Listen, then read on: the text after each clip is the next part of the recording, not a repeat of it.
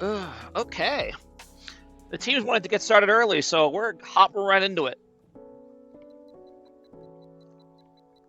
I didn't even have time to fully prepare everything, but that's okay.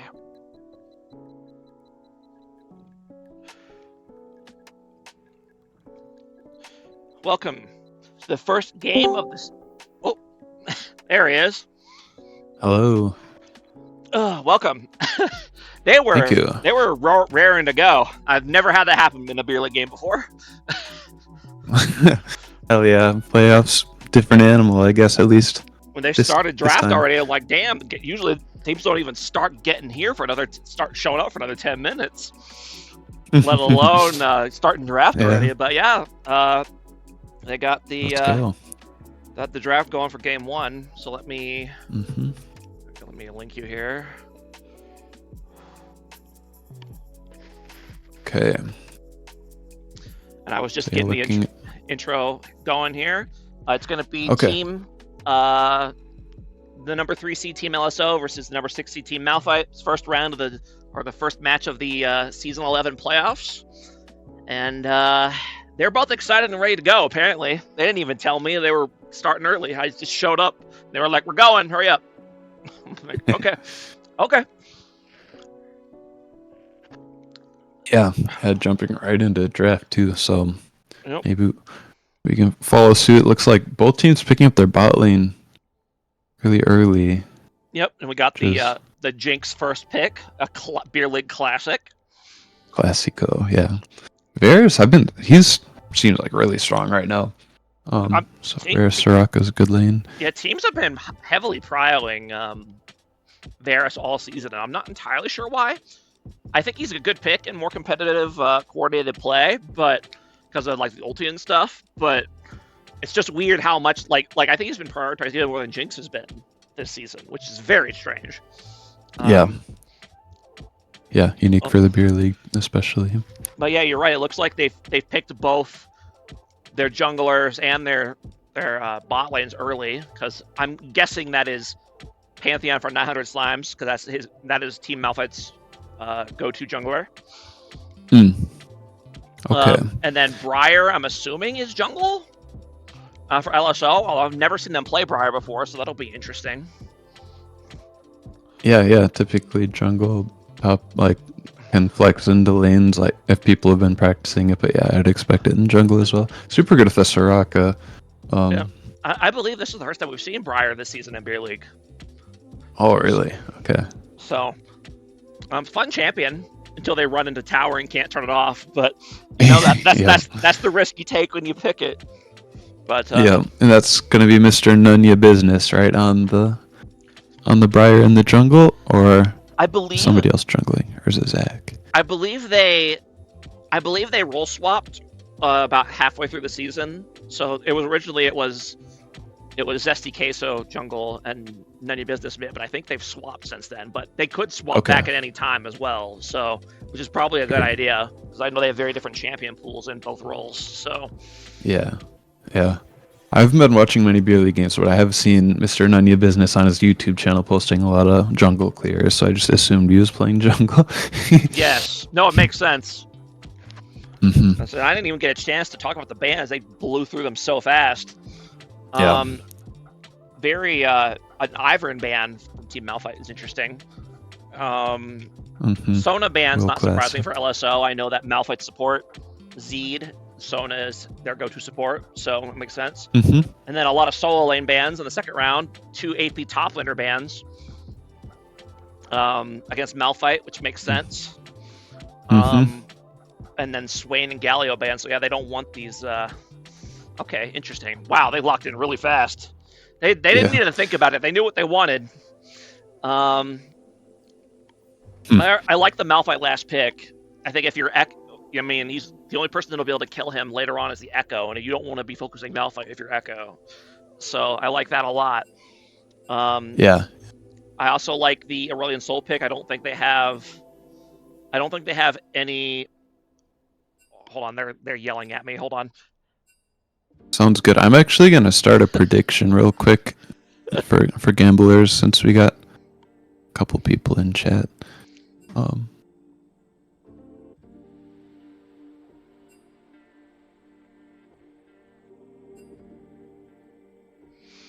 I don't know. They were spelling out my name in the game chat, and I'm like, what? What did I do wrong? What is it? No, I don't know. Apparently, they were just saying nonsense. But Okay. yeah, I like the Aurelion Soul pick a lot because I don't think Malphite has the kind of really high consistency dive you want against an Aurelion Soul. You want something that can very reliably get on him and CC him long enough for the team to follow up, and Malphite just doesn't really have that other than maybe like a Pantheon ult flank, but that is not the most reliable play. Yeah. And I like the interesting. I like LSO's comp a lot. I think they picked really well, but I know Malphite here has a lot of good picks as well. Pantheon jungle for them has been destroying everybody basically that I've seen them play. So I would have preferred they didn't give that to him. So 900 Slimes is a bit of a psycho, and the Pantheon pick kind of fits in perfectly. So yeah, I'm curious. I like Soraka into Pantheon. Their silence being really good, like he kind of like self stuns a little bit. Yep. And super good with Briar as well. Yes. But Jinx Melio, especially into Briar, sounds nice. Like they're pretty safe to ganks and stuff. Yeah, I think against Briar. Yeah, I agree with that. I will say, other than Malphite ult, there's not really a lot of engage on either team. You know, I say other than Malphite, like that's a big thing to discount, but you know, since he is the top laner, he won't necessarily be with the team a lot of the time. So I imagine there will be a lot of kind of soft engages then kiting back on both sides because neither team really has the really hard engage to force an all-out fight, I think. Yeah, unless Malphite rotates down, like, yeah, I do like the Malphite into the Aatrox. It's kind of like Aatrox likes to win lane and Malphite pretty good neutralizer, especially against Malphite or Aatrox. So if he can ever get Cryo in lane, then he can rotate to fight, but at least he'll stop Aatrox from getting super strong. Yeah, and I think it's good to have any beer league team. It's good to really have kind of low, or I guess high consistency playmaking of some kind. Yeah. Just because sometimes you just need go buttons that are pretty easy that you could kind of decide on a whim and not screw yourself over if you mess up.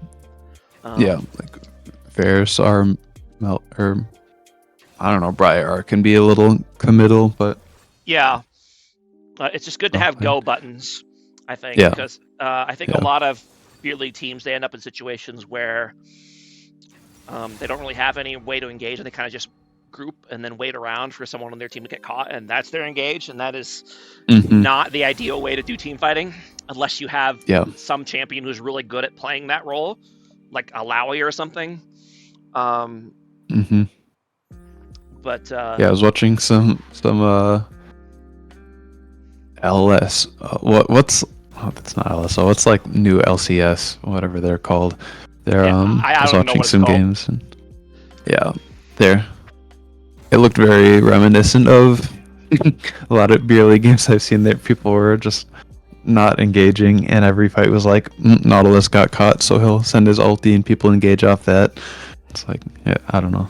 It's true. Pretty, I mean, to be fair, Nautilus is one of the best candidates for that. You either go in yourself or you get caught, air quotes. Yeah. And you turn on him. It's like, okay, he caught the Nautilus. Yeah. Great. Hope his team isn't right behind him. Yep. And usually they are, so. But yes. It made sense. LTA, thank you, Eric. Yeah. It didn't make for very fun gameplay to watch though, but yes. And I know, obviously every team played each other in the regular season. I'm trying to remember exactly what happened with this matchup last time. So I'm gonna go look real quick while we're waiting. Yeah, sounds good. Yeah, LTA North, more accurate. So they played on April 1st, so about 3 weeks ago, and it was a 2-0 in favor of LSO. But from what I remember, the actual games were fair. Well, the game 1 looked like a stomp by the looks of the score, but I think I remember casting game 2. I think game 2 is actually very competitive. And I think Malphite's actually played a lot better recently. So I expect this series to be more competitive than it was the first time they played. Cool, cool. And last chance chat for gambling. It's about to go away. If you want to place your bets, it's like 5 seconds. Actually, it is too late. Rip. Good luck, the one person who bet 10.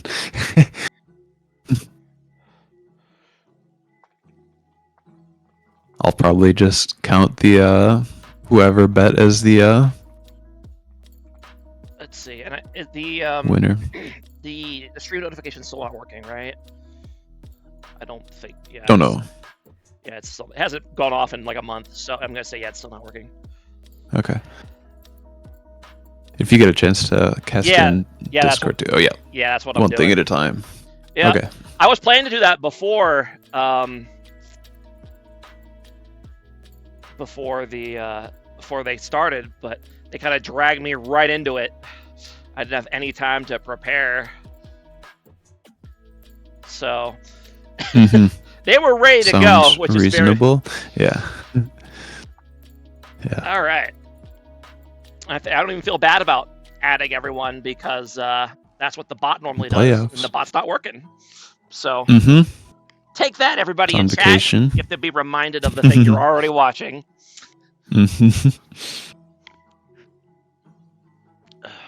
Yes, I'm excited. Got Nectarish here. Hello. Nectarish, I don't even know who that is. He played a couple of seasons ago. Yeah. Okay. Yeah, he's 80 carry. He's very good. Gotcha. One of them high cost players. So. I see. The ones that can't find teams. I think he was one of Dakota's friends. Was that you in chat just now? Speaking under the name Beer League Official, that's not you? No, that is not me. That's probably... Okay. We have an interloper it's Dakota. Okay. Dakota, yeah, okay. He's allowed. No, that's fair. The beer league. I knew it was someone allowed. It's just like, that's not us. That's not. I don't have that kind of power. I can only speak as myself. Yeah. So I don't suppose that the stream title is correct, is it? No, it isn't. Is there any chance? Oh, I can change that. Yeah, if you could change it. So got it open. Stream half the games. Still can't change stream titles. Feels bad. But it's all good. Yeah. All right, let me go ahead and close that. And I can change it. I can't make other people be able to change it though. That is true. And still not streaming in Discord if you. Oh yeah, that would be helpful too, wouldn't it? For me. Yeah, it would be helpful. You could just pretend like you can see it. They were saying earlier that last time I co-streamed that the sound wasn't working on the Discord stream for some reason. So, let me know if that's still a problem. Okay, I will. It's not audio in a second. Yep. Say season 11 playoffs round 1. Don't need to say week, I guess, for the title. Yep. Cool.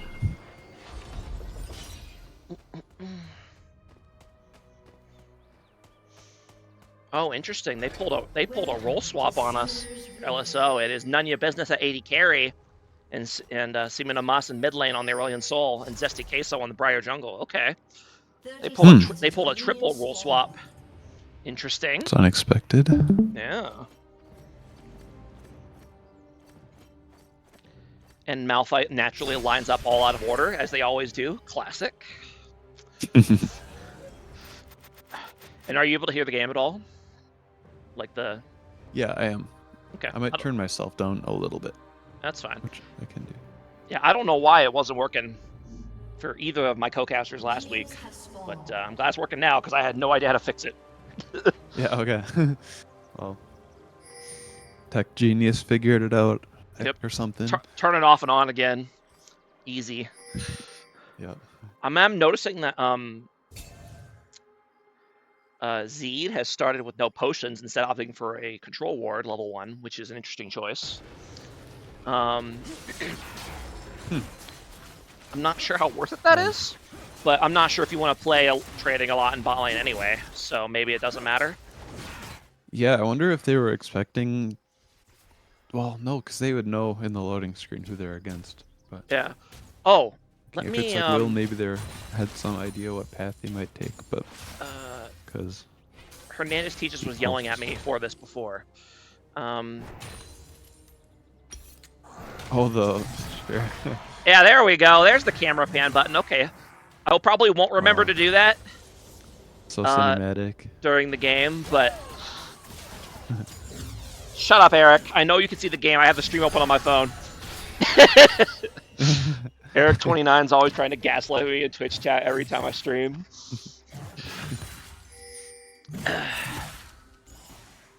Okay. What a man. Junglers are starting on opposite sides this time around, which is a little bit interesting. Yeah, Pantheon pathing up Mr. Slimes towards Lynch Draco on the Malphite, who's so far getting pretty good trades and definitely getting prio, but that's going to make him a little susceptible to the gank. Yep. You might not expect. That is true.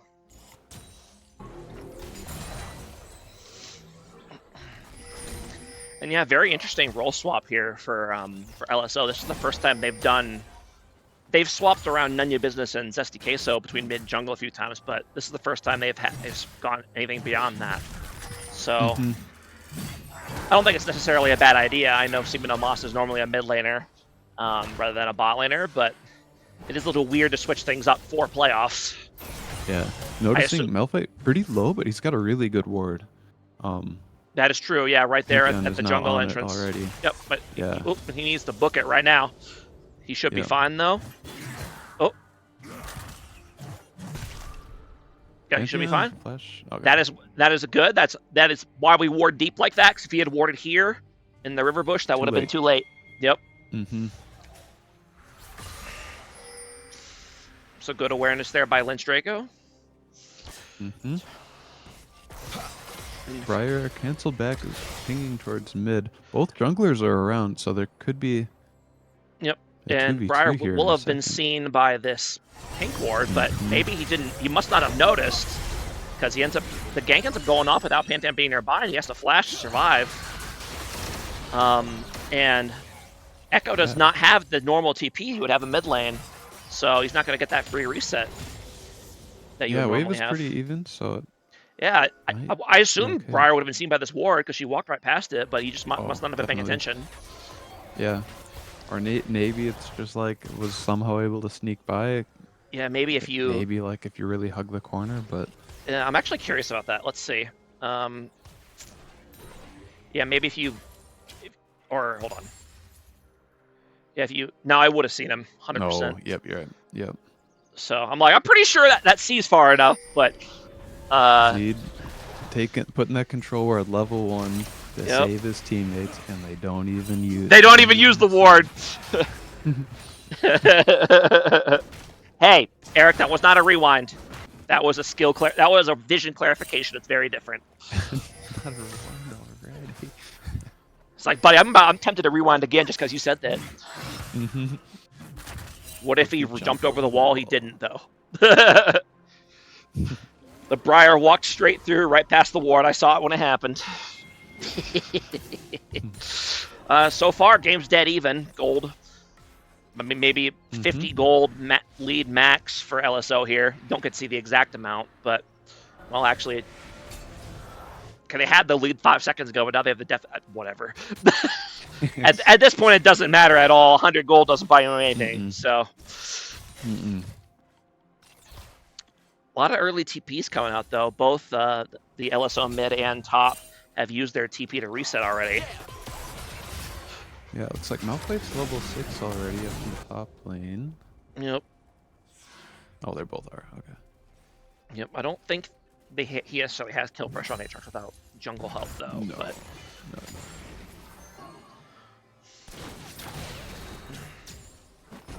Comes Mr. And here comes the Briar. Nice. Yeah, nice traps there by Jinx to kind of keep her from at the perfect range. And Team Malphite's going to go ahead and move in on these grubs, and that's going to be a free first grub take over for Team Malphite. Now Echo's level 6 as well. Yep. Careful. So yeah, if you're Briar, who do you gank here? Like ganking Melio sounds so hard. Ganking Echo with ulti is just not possible. I mean, I think you just have to gank Aatrox. Like Aatrox is probably the easiest to gank, but it's still not a great gank. Gank some jungle camps, I guess, because there you go. I don't see anything happening. They don't run away. That does make it easier. You definitely can gank bot once bot has level 6 though, because they'll have that Varus ulti to set it up, which they just got. Sure. So there you go.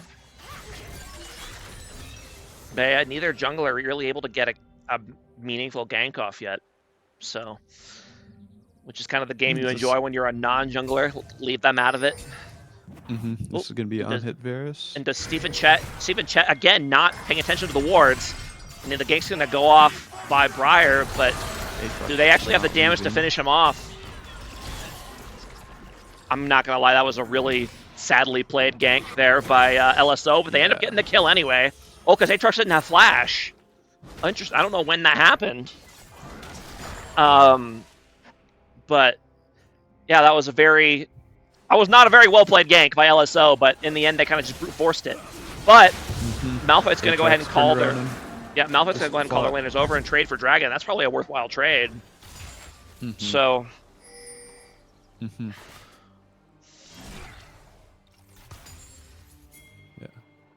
Aatrox almost able to fight him off, actually. 2v1, kind of crazy, but... Looking for maybe some kind of dive here in the bot lane, and I like being aggressive on the Pantheon here before his bot lane's in position to help. If you can chunk him out, you kill this play. Yeah. Yeah. Rather than getting dove, you're good. Yep. No, I unironically say that the best way to avoid jungle ganks is to find the enemy jungler and beat them up before they come to your lane. They can't gank you if they're dead or too low to gank. So I like my favorite way to not get dove is just shove the wave. Nice Jinx splash. That was actually, I feel like he flashed before the ult even really started. I think he just realized what a bad position he was in and just flashed immediately. He's just that fast. Yeah.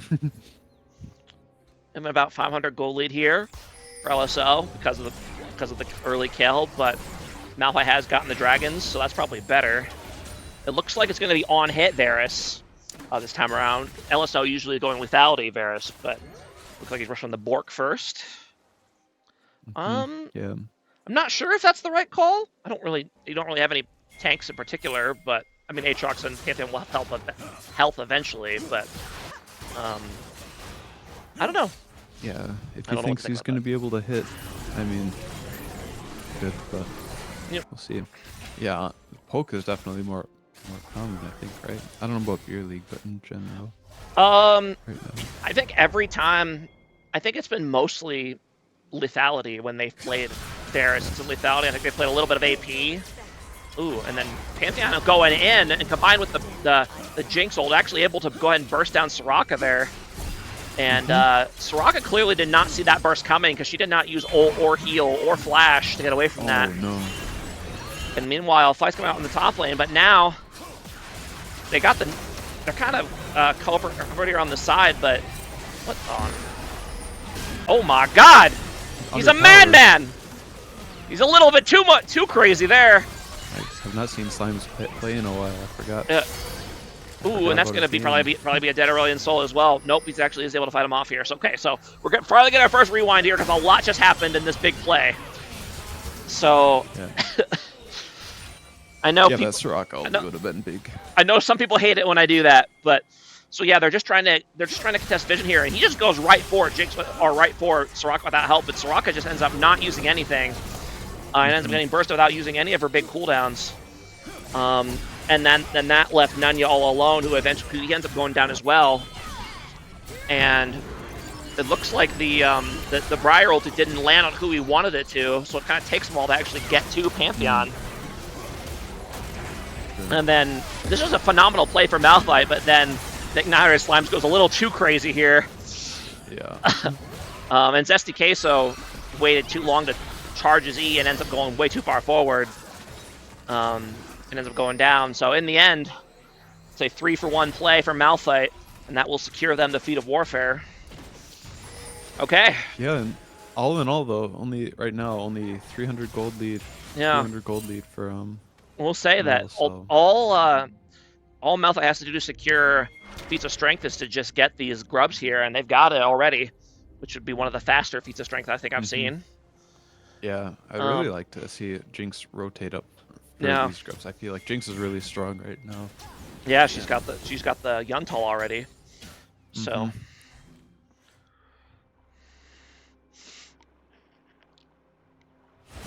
and they are indeed going to go ahead and yep. And it should be all I mean, most junglers could do grubs pretty easily on their own as long as they have at least one AoE ability here.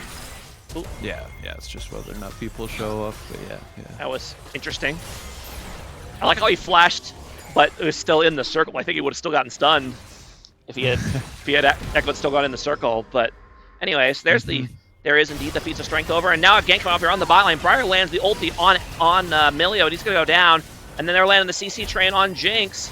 She pops the barrier, but she's gonna go down as well. So there you go, a bit of reversal. Nice lane ult gank by the Briar there. You don't expect the ult angle to be coming straight at you from the lane like that. So nice double kill. Yeah, good momentum stopper. Now Varus. Yep.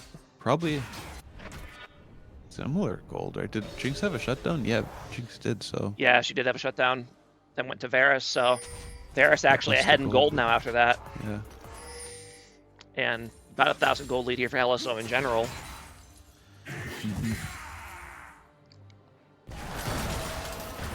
Ooh, and Team Malphite going over 4 Aatrox, but Aatrox would have been fine.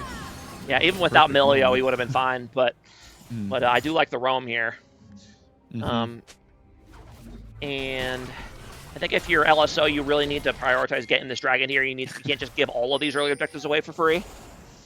It's good that you got the gold lead, but that won't matter if you're at soul point at 20 minutes for the opponent. Some roam action here, stealing the honey fruit up from the top laners. Jinx is just in the jungle fighting for her life. Yep. And LSO does have, or Royal Soul does have that empowered ulti ready to go. Ooh, nice catch here on the Milio, and he's going to go down. That's tough. And Malphite is, our Pantheon is here, but nice peel by Zesty Queso there to knock him off. Is that going to be able to save Danny? Or is that going to be able to save Soraka? No, it stalled for a while, but in the end, they still end up getting her. And then they get Briar as well, and now Varus coming in from the side. That's going to clean up the rest of Team Malphite. And yeah, that Pantheon is really strong. You know, he doesn't even have an item yet, and he's just diving in, outnumbered and getting kills, which is not what you want to see. But in the end, LSO does come out ahead. They do get a lot of kind of just like clicking forward. Yep, it's working so far. Yeah. It'll get a little bit harder as the game goes on because Soraka will get tankier and get more heals and stuff.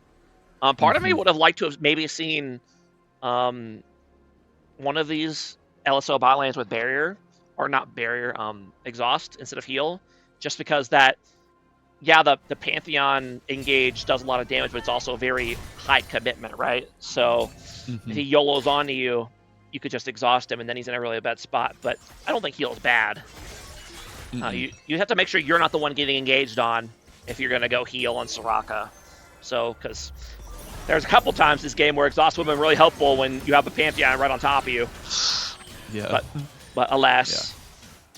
But yeah, sometimes, especially in beer league, people are like extra or less comfortable with certain summoners. Like, I feel like barriers maybe one, or not barrier, exhaust is one of those that like hard to use effectively. Yeah, it can be kind of hard to tell the right moment to use it. So I get that. But yeah, LSO, they do end up getting the dragon here. They're at about 2,500 gold lead. They are down the feats of strength, which is meaningful. Apparently, they're buffing all of them next patch, which is interesting. Although I could Rage Blade first. I could have sworn they were. I could could have sworn they were saying they were going to remove feature strength, but they're buffing the feature strength boots for the next season patch. So I'm very confused about that. Yeah, I thought they were removing it as well. But apparently not. So we're gonna have I think before the next round of playoffs, it'll be next season. So teams are gonna have to adapt quickly to the changes, because it'll be the what is it, the Spirit Blossom theme For Ionia. Yeah. Oh, and SDK, so a little bit of trouble. yes, SDK so's trying to get a gank up, but he ends up standing on a ward, but Briar is hard to focus down and ends up stalling long enough for the rest of LSO to come in to help. And yeah, the Soraka healing. Yep, they are able to get 900 slimes. They're going to be able to get Echo as well. He should be able to E over this wall here in just a second and be fine. Yep, he should be A-okay. That Q won't do enough damage, not Lethality Varus.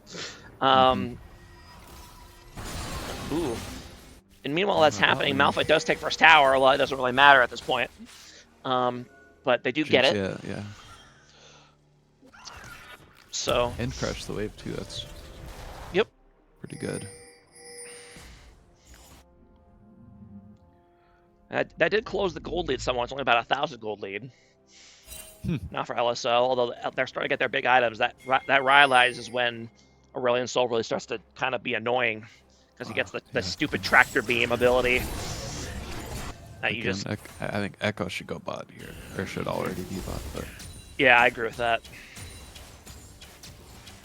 There they go. Okay. Yeah. Okay. They're working it out.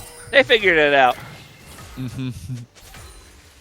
And I think if you're LSO, you just keep. I think the game's going pretty well for you. You just kind of play around the empowered Aurelion Sol ulti with objectives, and I think your team probably scales better overall, I would say. So I think you're pretty happy to just kind of not rush the game too much. Definitely, yeah. And I think Mel with Jinx, Melio, Echo too, like scales fine. So they're not. That's true. It'd be nice to get ahead in like Snowball, but it's not game over. True. Just because of ASO, so. Yep. Should be competitive all the way through. That's good. And going to be the engage here on Nunya Business. He is, however, going to survive thanks to the help from the Soraka. And he fires out the ulti, and that helps stall. And now Briar's ulting in as well, but she's kind of just getting focused from down here, and she's going to have to run. But now Aurelion Sol is here, and he's got the big ulti ready to go, but he's still holding it. And now it's coming in. Combined with the Malphite ulti, that's going to be the Jinx going down. And now they're going to be able to run down Melio as well. Not quite, at least not yet. But they're giving up a lot to do this. LSO's done a good job of converging on these fights, but they're giving up side lane stuff every time they do this. But Malphite's going in. He understands. He understands the time limit on the situation here, and he just flashes in and makes a play. No, yeah. In the end, like for a second, with the two splits, it was like looking really good for Mel. But now that they killed all three mid. That mid tower as well. It's suddenly LSO. I think they should be doing this now, though. I don't know why they're not. The whole point of killing the mid is so you can then rotate over to do this, but they didn't do it. Yeah. So they did get the mid tower. They did something, but yeah. Yes. Yeah. But hopefully they understand. They need to keep focusing on these. I'm actually surprised that fight didn't go harder for LSO, considering how it started. But I guess the Briar really isn't tanky at all yet. She hasn't built any defense except for the Eclipse Shield, which is not that much. So she's actually pretty squishy. I don't know what the meta build is for Briar these days. I don't know if what he's building is correct or not. So I'm not gonna flame him for it. I genuinely don't know what you're supposed to build on Briar these days. I question building this squishy against a team without like do you really need a Bork against this team on Briar? I don't know. But ooh, and they're kind of doing a double flank engage here by Malphite. Fantastic job. Unfortunately, the Echo Stun only lands on one person, but they are able to go ahead and get the Aurelion Sol. And now Briar's going in, lands the Briar ulti in the middle of everyone, but Pantheon just keeps pushing forward. Jamie's free firing. Yep, and Drake's free firing, getting those, getting excited. Okay, let's go ahead and see that play again, because a lot happened here. So a fantastic flank play here coordinated by the Echo and the Pantheon to engage from both sides. That's what you want to do. Does it end up getting a double stun? It only ends up being 1 stun, but it's on the Aurelion Soul, which is probably the most important person to stun. He ends up getting low enough that Echo's able to flash over the wall and finish him off. And that's so much of your team's AoE control, and at that point, you just can't hold them back. And the rest of LSO just goes right down in order. And that's going to be a 4 for nothing for Malphite. Yeah, that flank really worked very well.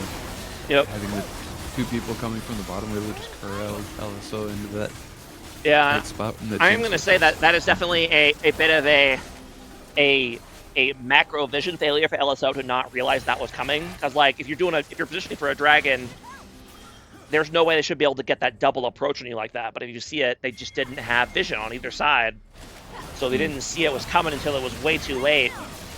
You just need a bit better vision control so you can avoid that, because that fight could have turned out totally differently if Aurelion Soul got to actually use his abilities. But it did not, and Malphite won handily, and they got the dragon. Now they're going to get the Ruinous Otacon here. All that nice juicy EXP. And meanwhile, Malphite's just bullying poor Aatrox up here in the top lane. Does he actually have enough damage to finish the kill, though? He does not. Malphite healing. As long as Aatrox doesn't stay up here any longer. Yeah, sorry, I'm Aatrox. And well, that is a very dead Aatrox. Yeah. Goodbye, Aatrox. And they do go ahead and grab the Rift out here while they're all rotating top lane. And Briar's here. She does have her 2 items, but she's still very squishy. Her only real durability is these plated steel caps.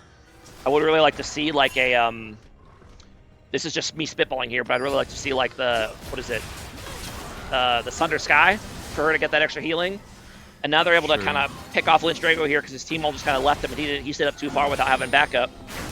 And gonna use the Sirocco ult here, but I'm pretty sure he's still cooked because Pan Sun's gonna come back up before he gets the tower. So yeah, although None Your Business ends up getting a kill on Echo here. Okay, hold on. How on earth does Varus get this kill? Okay, so he ambushes Varus, but Varus just 1v1s him after the stun anyway, despite being down 2 levels. Echo's strong and did no damage. Okay, I'm not the only one that saw that, right? Like, that looked... Like, he doesn't even have MR. That's just regular... Oh, my God. He just face tanked it and then just auto. No wonder Eric29 plays Varus jungle. He can just face tank assassins after getting hit by their CC, no problem. How does that work? I don't know. Okay, Eric. Okay, maybe that's what it was. Yeah, there you go. Yeah. Okay, fair enough. Fair enough. Using your eyes. I still hate Varus, though, so I'm going to give most of the credit to Varus. Yeah. I still dislike the champion a lot. Yeah, see what the assassin, what his problem was there is trying to fight the AD carry when they're caught out of position. If you see an AD carry, you're just supposed to run away as an assassin. Yep. Yep.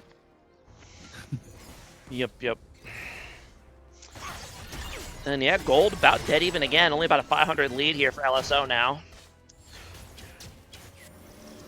Big item star starting to come in. We got the Leandries for the Aurelion Soul. That's a huge power spike for him. And I believe he probably has the... no, he must have just used the Empowered ulti because he doesn't have it right now. Okay. Oh, and then... Nair's line's kind of looking for trouble.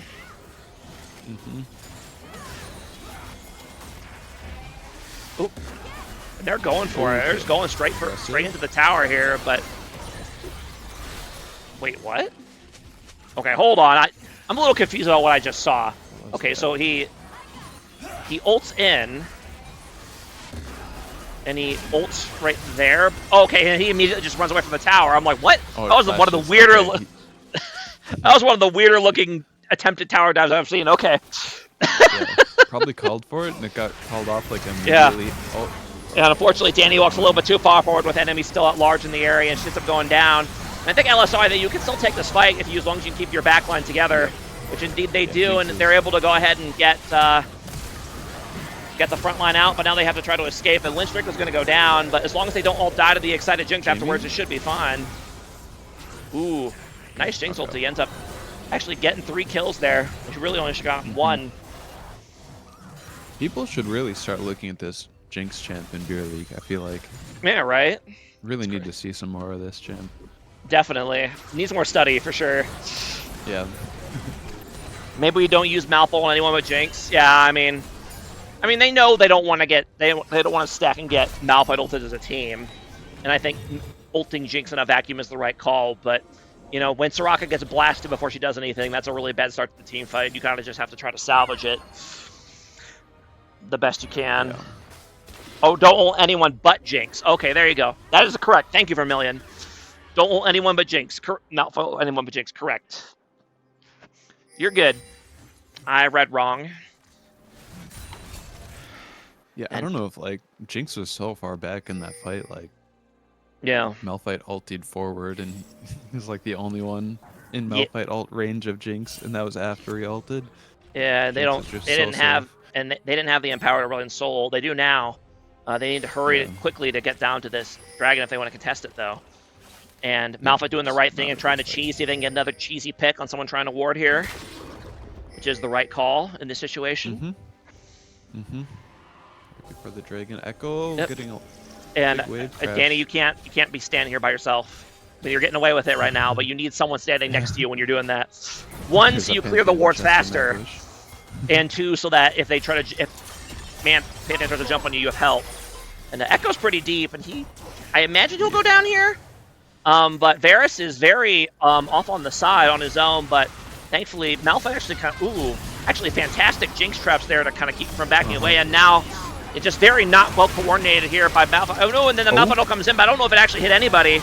And now the Power Aurelion Soul is coming in, and Jinx ends up going down, so about LSO, despite everything, might still win this team fight. And poor Danny. Just trying to fight off this Pantheon. It's like, guys, please help me. He does finally get him, but Malphite and Aurelion Soul should be able to go ahead and finish him off here. And indeed they will. I mean, that's... Oh, well, hold on. And they do finally get him. It looks kind of close, but Malphite is just so tanky. Yeah, and that Aurelion Soul, that empowered Aurelion Soul ulti can win any team fight, basically. Yeah, I don't know why he was playing so close to the Aatrox when he has the Malphite here to help. But Malphite should eventually get him here, right? I think. Well, maybe not. He's going to get his dash again. Yeah, I mean... no, okay, he's not actually going to get him. Okay. Fair enough. I mean, honestly, LSO caught a break that fight ended up going as well for them as it did, considering how badly it started. With it was a pretty cool counter engage over that wall. Like, I feel like the Soul flying over and the Briar flying over. Yeah. Oh, and again, I mean, LSO has shown some very lack of concern for their own safety and their positioning on the map, and thankfully he did have teammates here close enough to help, but now, unfortunately, Danny runs right along the wall, which means she can't run away, and now she's going to go down. And that's going to give her a reset, which is actually ironically going to get her ADC killed as well. That's the thing with reset champs. One mistake can get your whole team killed. And now Zesty Queso has to run, and Aurelion Soul's here to try to help. And that does stall enough time for Zesty Queso to escape at least. But yeah, I mean, people on LSO got to stop getting caught. Like, these are not great picks. But they're just being very sloppy and getting caught out on plays they shouldn't be. So I think they're still fine. Far up and alone. Yeah, they're just so far up and alone. You need to not be doing that. So, and Malphite says, "Heck with it. We're gonna go for the Baron." Do they actually see that? Okay, they do finally clear that blue ward that was sitting there. They didn't look like they were gonna do it for a second there. And LSO's gonna try to contest. They're not actually doing this very fast at the moment. They might be able to force them off here, and that's all you want to do. You don't want to fight them. You just want to get them to stop doing it, which they did indeed do. So good job. Now back off, don't get caught afterwards. You succeeded, you made them stop doing the Baron, good. That was the goal. People get too excited, they get them to stop the Baron, like, great, we got him now, and they keep going in and they die. And it's like, guys, like, you already got what you wanted. It's like the bot lane, like, fight level 2, and you get, like, their barrier or their heal or something, and then, like, I'll be like, ooh, cool, and start backing off, and then at the same exact moment, the AD carry like flashes forward and dies. We got the wind. Yep. Ooh, and a bot I get to ban? Hell yeah. See ya, bot. Nice. All right. And game still very even. About a 500 gold lead for Malphite here. Although they are on soul point now, which is big.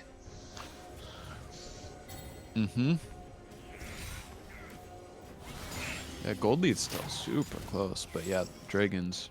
Yep. Will be a Nice big for, boost of tankiness now for this Aurelion Soul because he has a Seraph, so have that big Seraph shield coming in. Be a lot harder to burst him down, which is good. And he's working on getting that empowered ult. He's only about halfway there, though. I don't think you'll be able to get it in time for this dragon fight, most likely. Like, is that working on the Death's Dance? Probably. No, this is actually. Ooh, and they're gonna go ahead and go for a gank here on Jinx, pulling what the other bot lane's normally doing, but he actually ends up surviving long enough to escape. And then the rest of Malphite comes in and collapses. I think they got a picture on the side while that was happening, so we'll go ahead and rewind and see that in just a second here. Yeah, so actually, yeah, I think they thought Jinx was dead here, and then suddenly was half health again. Yeah, so they go for Malphite and Varus go for Jinx, and meanwhile Danny's trying to rotate to help, but she's going in blind and she gets caught out by Malphite, ends up going down, and Milio was able to move over and save Jinx, and now these two flankers for LSO are in a really bad spot.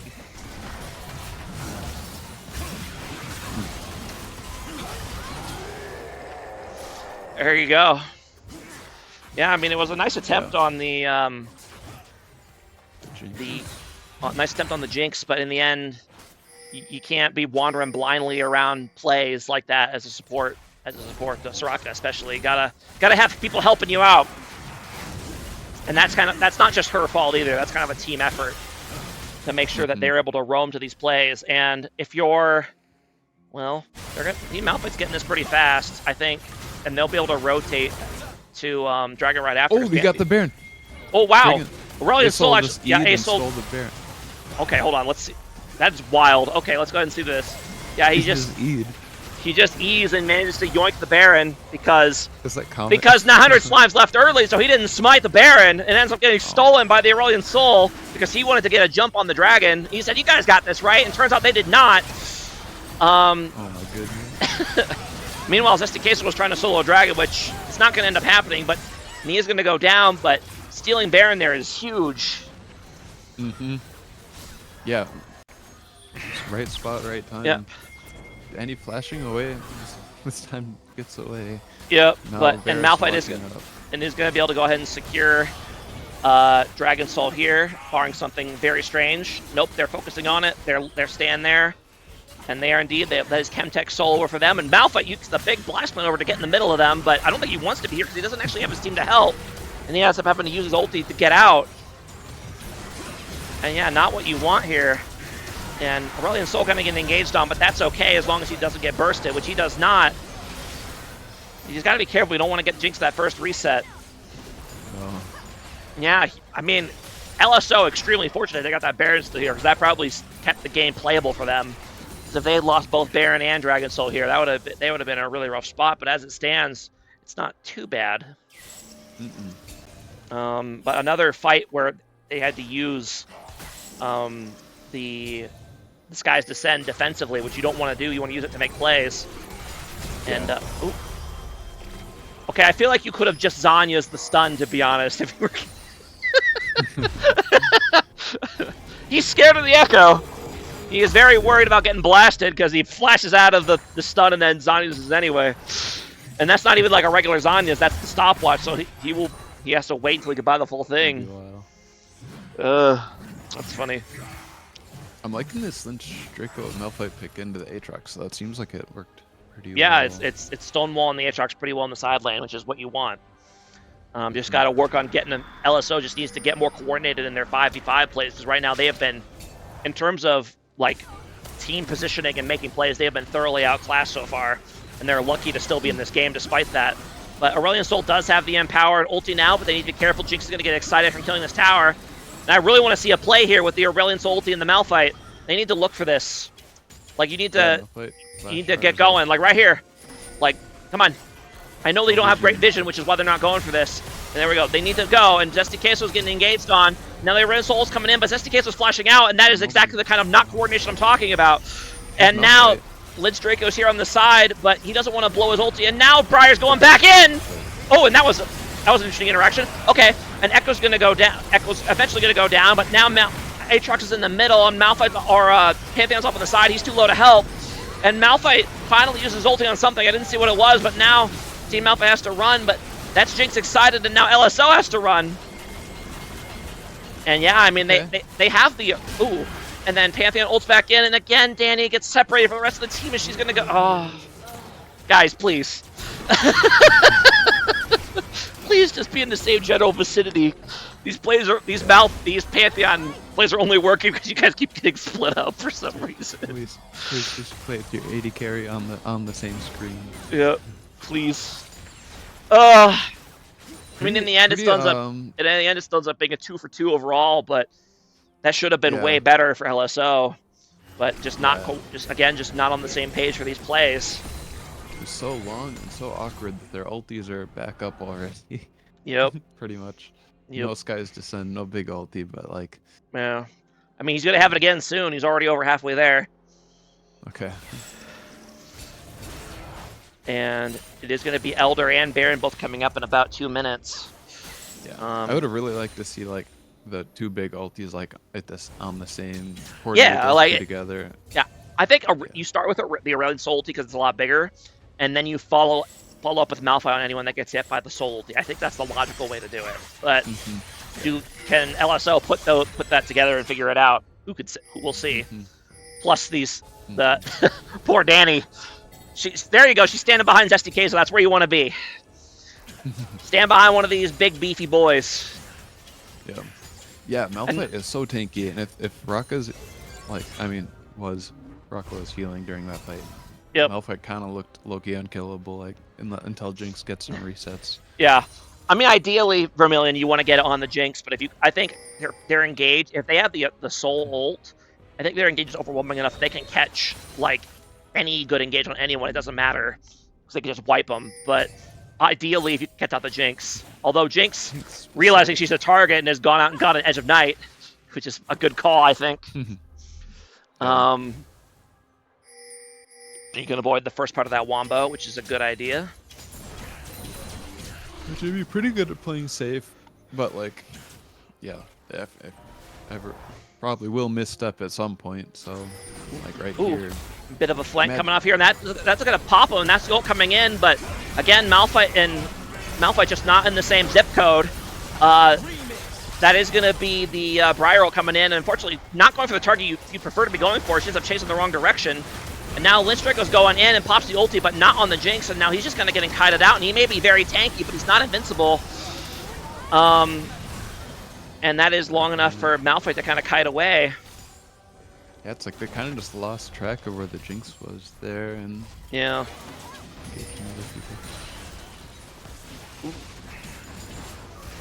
Interesting, I think it's good. This is going to be a Jock Show.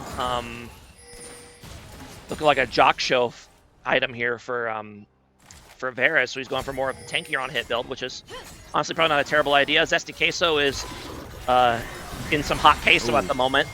Nice wall jump though, to actually great distance, and he's gonna die still. But I respect the attempt here, although unfortunately that leaves them in a really bad spot because Elder is spawning in 10 seconds and their jungler's out for the next 45.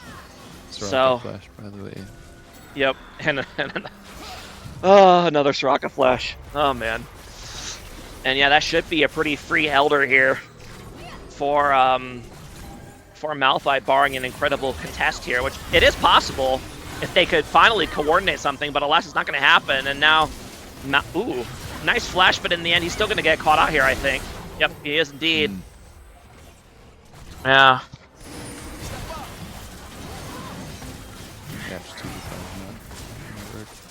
That's Elder Dragon. This is gonna be rough for LSO to survive. And they should not be standing here in mid lane like this. Luckily, nice ulti on Malphite, able to go on Pantheon to not get stunned there, but Malphite is gonna eventually go down here, I think. Okay. Okay, so they do end up surviving, but, one more reset pop-off for Jinx here and the game's over, so you need to be really careful here and not get caught out. And you need to try to clear this wave while you can, because you don't have, they don't have Baron yet, so you should be able to kill these minions. And yeah, I think you just have to try to wait out this Elder the best you can. It's already about a third of the way through. Yeah, it's gonna be tough to survive, but yeah, let's see.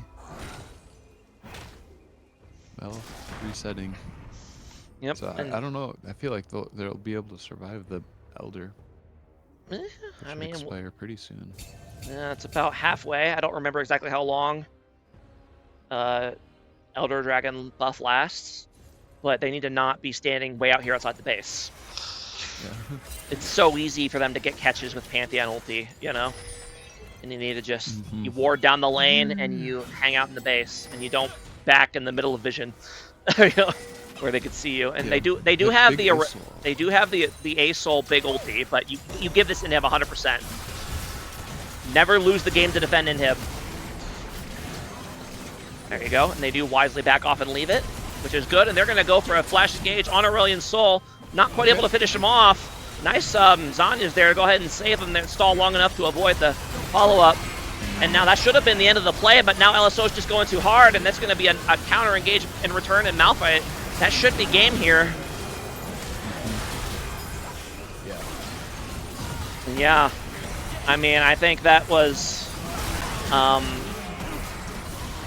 think that final play was just kind of a good encapsulation of what the whole game was like for LSO. They were just never on the same page macro-wise, and they're just not using their abilities together. And I like their comp better. I think, you know, the fights that they coordinated properly, they won pretty easily, but it happened so rarely that in the end, Malphite just pulled ahead. They got the big objectives, and they take game one. And, you know, hey, props to Malphite. You know, you play the game you're in, right? You know, it's not their fault that the enemy team is just not coordinated and punishing their plays. So there you go. Yeah, Well I'm played, curious Team to see Malphite. what happens game 2 if maybe see a Jinx ban. That'd be nice. Pantheon ban, please. Make 900 Slimes play something a little bit less reliable. Because 900 sure. Slimes has been killing it in the entire season with Pantheons. I'd like to see him get him on something else. So yeah, Malphite takes game 1. So all right. And yeah, I mean, like I said, I liked LSO's comp better. I think they very easily could have and probably should have won that game if they could just get it together long enough to actually do it. But it just never really materialized long enough to actually happen. Yeah. I think there was maybe one time. I don't know if there's a single time they got a good empowered Soul ulti off where it was an offensive play. I felt like they were constantly having to reactively use it, which is not how you want to use it. Yeah, even like the good fights were still like reactive, like all we're getting engaged on, and like that when they all flew over the wall, that was still like a pretty reactive play. Yep. Like it worked out well, but yeah. Yep. So hopefully they can figure something out. Be a bit more coordinated here. I do kind of wonder if swapping all the roles around kind of affects that a bit, because these are not the roles they've been playing recently. It's normally been Zesty Queso mid and Nunya jungle and Simino Moss AD carry, and they've all kind of slid around. And you have to wonder maybe being on different roles kind of makes it harder to coordinate. And no excuses for Lynch Draco, though. I don't know what he was doing on Malphite half the time. That game, he was just not around when stuff was happening, which is that it would be one thing if he was like, it would be one thing if it was because he was like split pushing, but a lot of time he was like grouped, but not really. So that once the play happens, he's not in range to actually do anything. Like 3 or 4 more seconds for him to actually. Yeah, like it's just it's very sloppy grouping is a good way to put it, I think. So on both sides, yeah, I'd say he did. It seemed like he did well in the side lane. Just when it came to late game and even mid game fights, just positioning and fights before the fight starts. Yep, and to be fair to Lynch Draco, that is definitely and probably his biggest weakness as a player. And I feel like I'm flaming him right now, but I just know him because he was on my team last season, and just not fully understanding where he should be relative to his team. And some of these macro situations is definitely one of the bigger things that he has. That probably the biggest thing that he has trouble with, and you could kind of just see it that game as well.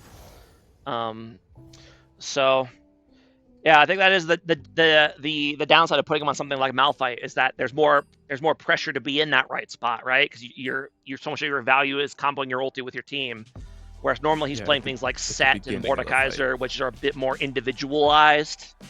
Mm-hmm. Yep. But yeah, hopefully LSO can figure it out so we can at least get a competitive first playoff series. We got a little if-else statement in chat about how to play Malphite. Thank you, Vermilion. Appreciate you. And I'm just waiting on the draft link, and then we'll get started here for game 2.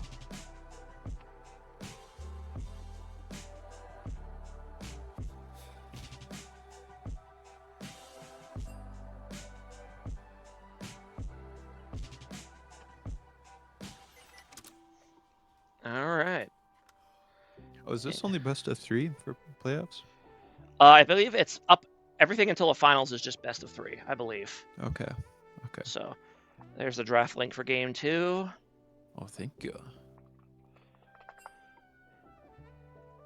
The teams are switching sides here, so they made my number I just put outdated now. So thank you for that.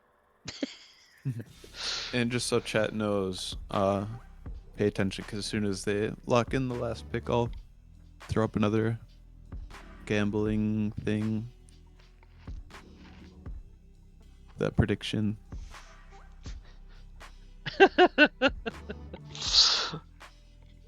I'm laughing at what Eric just said. He's like, I need LSO to tighten up for this next game and loosen up for the next one because I picked them 2-1. Or I picked Malphite 2-1. I'm like, all right. Tighten up for one game specifically. Yeah, to be fair to LSO, me and Fuserov talked about this because we obviously have been kind of relative co-captains for the past 3 seasons before this one. And we were like, if you're playing a 3-game series and you have to lose one of the games, would you rather lose game 1 or game 2? And we were, because obviously you would never want to lose game 3 because that means you lose the series. So we didn't, consider that as an option. So we were like, would you rather lose game 1 or game 2? And we both heavily agreed on we'd rather lose game 1 than game 2. Because I feel like you lose game 1, you're like, all right, it's easy to like shake it off as a fluke and come back and say, all right, we just need to win the next game, and then we're in position to win the series, right? Whereas if you win game 1 and then you go into game 2 and you lose, and it's like, well, what do we do now? You know? Yeah. And for what it's worth, that pattern followed us through the whole season. So every series we lost game 1, we won games 2 and 3, and every series we lost game 2, we also lost game 3. So interesting. So him and I mentally, we'd much rather lose game 1 than game 2. And obviously, you'd rather win 2-0, period, and not have to do this hypothetical. But that would be a boring hypothetical. But in general, it feels like most of the time the team that wins game 2 also ends up winning game 3. Most of the time. Yeah. There's the Pantheon ban. And there you go. Thank you, LSO. I appreciate the adaptation there. Let's go, Mel. Yeah. Yeah, I think that easily the highest priority for bans in Beer League is just banning the comfort picks, especially if they're really proven on them. Yeah. I do find it interesting that LSO banned Soraka, though. That's one of their own go-to support picks. And then Malphite bans Jinx. Okay. And then we got it. The legend has returned. It's going to be the Zesty Queso on the Gragas. Okay. Have they changed his W name yet to like? They announced today they're actually not changing it after all. Okay, good. They have to change the ability description, but a little bit, but they get to keep the name. So the Drunken Rage shall remain. And yes, cool. Yeah, Eric, I agree with you. They still should have first picked Milio here instead of Gragas, but I get it. I assume it will be Milio early pick here for Team Malphite. Yeah, Caitlyn. Not a bad blind bot pick. No, I think Caitlyn is probably the best blind bot lane pick because she's a strong laner that scales well and doesn't really have no one really counters her in lane. So, yeah. And they do indeed pick the Milio. So, Could And it's make gonna Caitlyn yes. Melio, depending on what AD carry you pick, can be miserable to go against. You Yep. can you And can pick stuff that's okay, but it's gonna be the Seraphine lock-in for LSO. No surprise there. Those are Danny's three main supports. Soraka, Milio, and Seraphine's gonna be one of those three, most and likely. yeah, So a lot of them are off the table. So hmm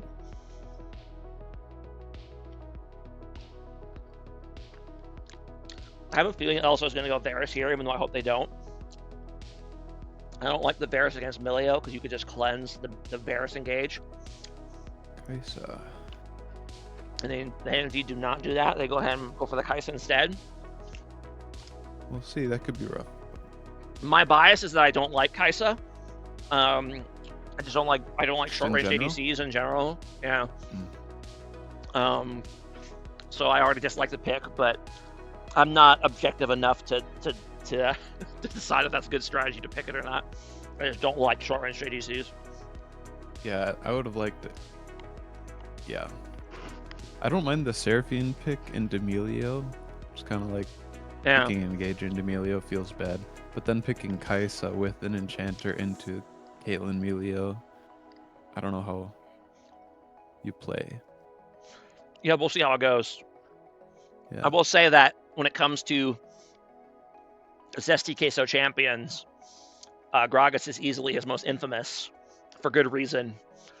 I have been bomba blasted by that man more times than I care to admit in beer league. So that is a dangerous pick for them. So I like it. So when you face elimination, you pull out your best stuff, right? Sure. Yeah. Yeah.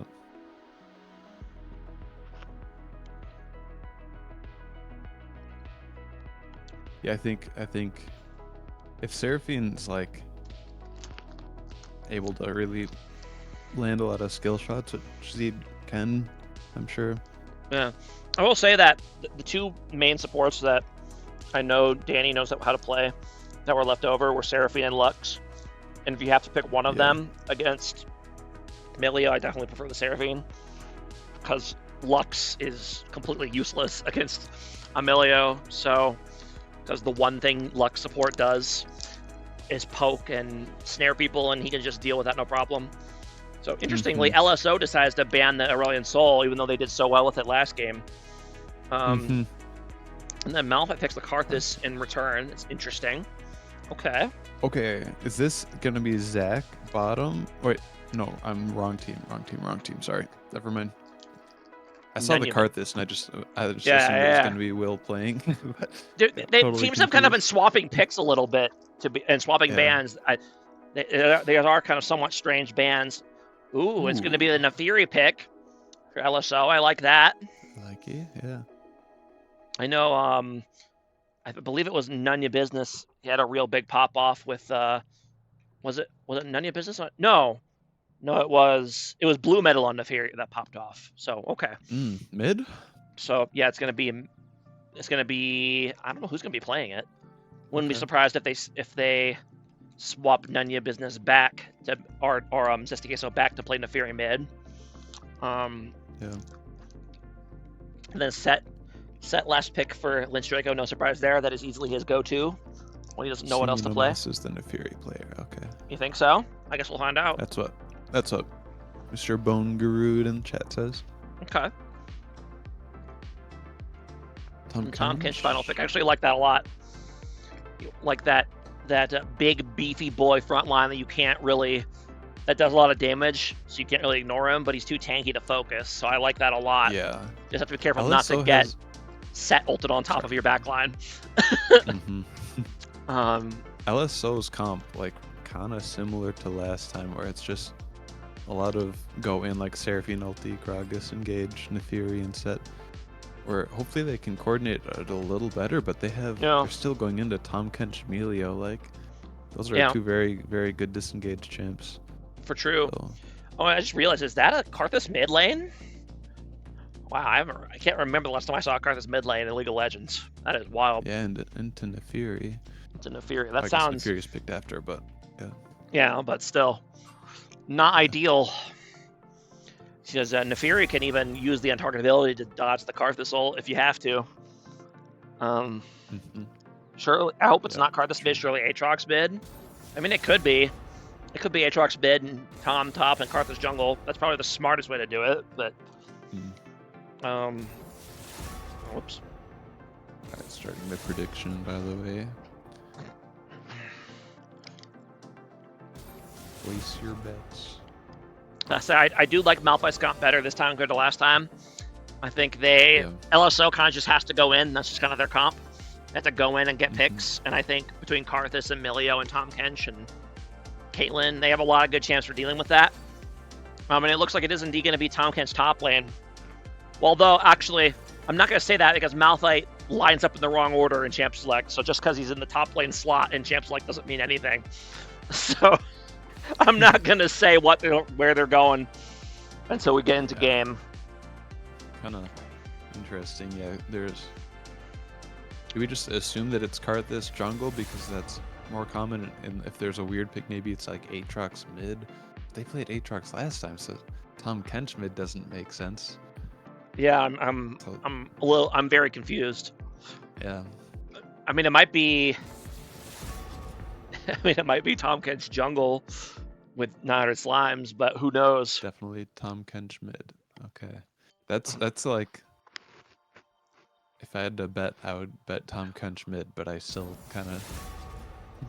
I guess we'll find out. Yeah. Slimes has played Karthus jungle. Okay. Yeah. It's not his normal style, but okay.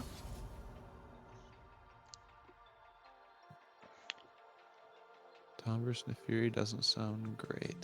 And I think later on that'll be really tough for Tom Kench because Nefiri's dogs just make it impossible to land the tongue lash. So. Yeah, I mean, I feel like it's just like a shove and roam angle for Nefiri. Just keep pressure forever and rotate to fights. Yep. And it looks like, LSO is going to keep the same player lineup as last time, so they're going to be in the same positions. So it was indeed Simina Mas Nefiri bid. Okay. We got a big better in for LSO here. Okay. It's Eric, 100%. He needs them to win this game so they can lose next game. He's going all in. Clearly. One better, 13K. Nobody else has bet. Okay. Somebody bet 10 points. I was like, somebody better put some points in on the other side because that would be quite the payout for 10 channel points. Ugh.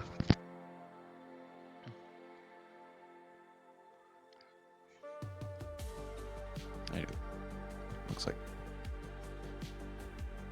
Okay.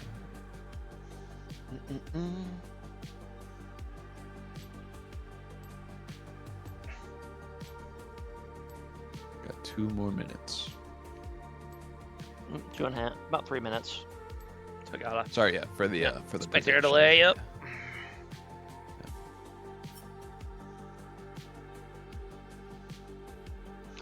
Come on, LSO for just one game. Truly the greatest of fans here from Eric29. You can do it for game 2 only. Yeah. for all of us, please. Yep. We got real money on the line. Mm-hmm. Actually, there was a betting pool for the brackets, right? For the overall playoff bracket. So yeah. Do you have to get the wins? Or do you have to get the the overall score for the matchups correct, or just the matchup? Do you know? You're supposed to put in the score, so I think the score matters. Okay. And I'm guessing it's just gonna go to whoever was closest. It's not like you have to have it perfect. Right, it's right. Whoever's closest. Makes sense. It's going to somebody. You get extra points for the score. Well, there you go. Thank you, Eric.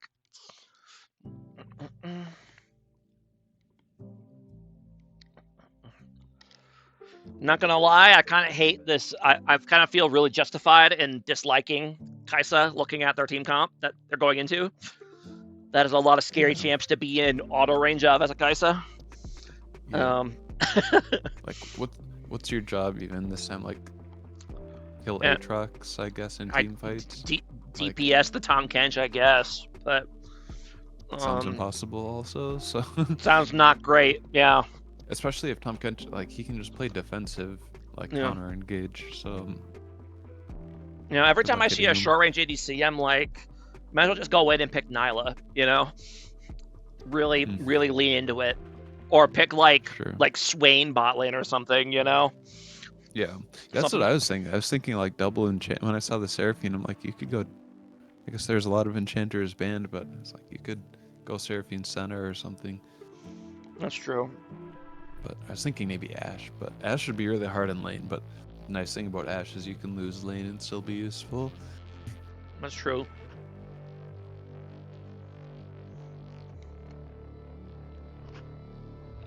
If you want to be able to farm and hit people, go Sivir or something. I don't mind Sivir into Caitlyn just because you can at least like one shot the wave. You just gotta stall until you get 6 items. Yeah. And then you win. Yeah. Every time Sivir gets picked, people in chat are like, 6 more items until Sivir's playable. 5 more items until Sivir's playable. Yeah. But she's perfect for when the game is just unplayable. Yeah, there you go. Although if you're picking for when the game's unplayable, you're probably not going to have a very high win percentage. So yeah, which I mean that's this game though. yeah. And it is indeed going to be the Karthus jungle and Tom Kench mid. So there you go. Good predictions on the money for whoever called that in chat.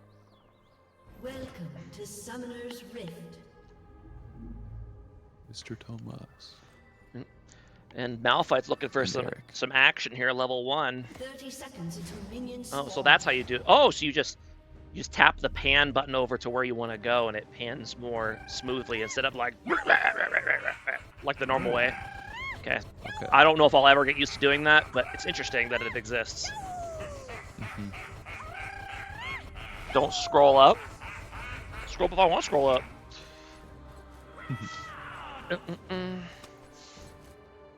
Don't tell me what to do, Eric. Minions have spawned. Ugh. And in the end, nothing comes with a level 1 stack. Looks like junglers are going to start on the same side this time around, which probably favors the Gragas, you would think. Although I imagine that well, okay, hold on. I might have spoken too soon on that one. Oh, is he going to be late for his camp now? I guess it doesn't matter if the bot lane leashes for him, but that's interesting. Okay. Interesting. Not expecting Karthus to do much proactive early, just prioritize farm and counter gank if it's easy. Makes sense to probably path to avoid fighting early on. Gragas does have pretty good ganks, but his clear is pretty slow. That's why you don't really see him in the jungle anymore, except for when Zesty Queso plays it. So we'll see if he's able to make it work. And we'll go ahead and Stacked wave this early. Yep. Kind of same as last game. Yep. And again, we're using the ban Neferi skin here in Beer League because we don't follow the rules. It's allowed in Pro now. Oh, is it? Yeah, they changed it, I guess. Interesting. Oh, we jumped into it. That's Doesn't matter. Okay. That was an interesting engage there by Tom Kench. I feel like you could have just fought that if you're in a Fury, to be honest. But, okay.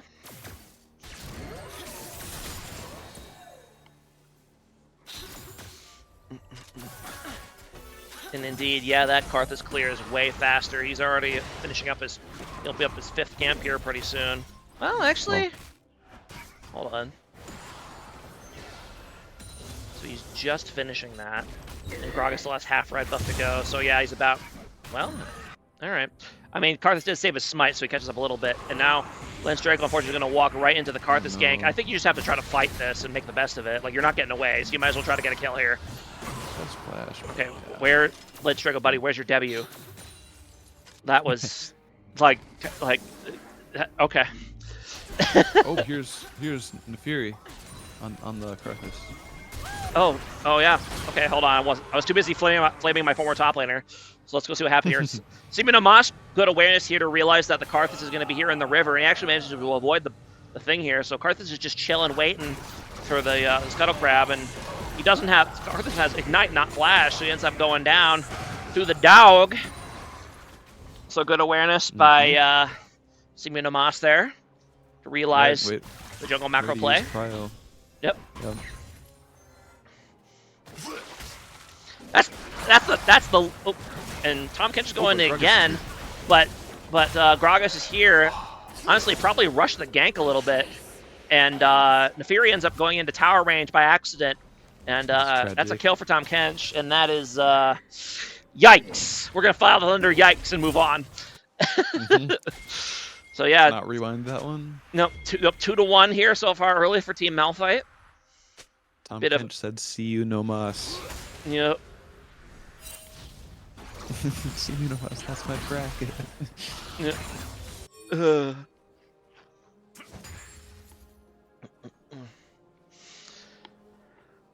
Okay.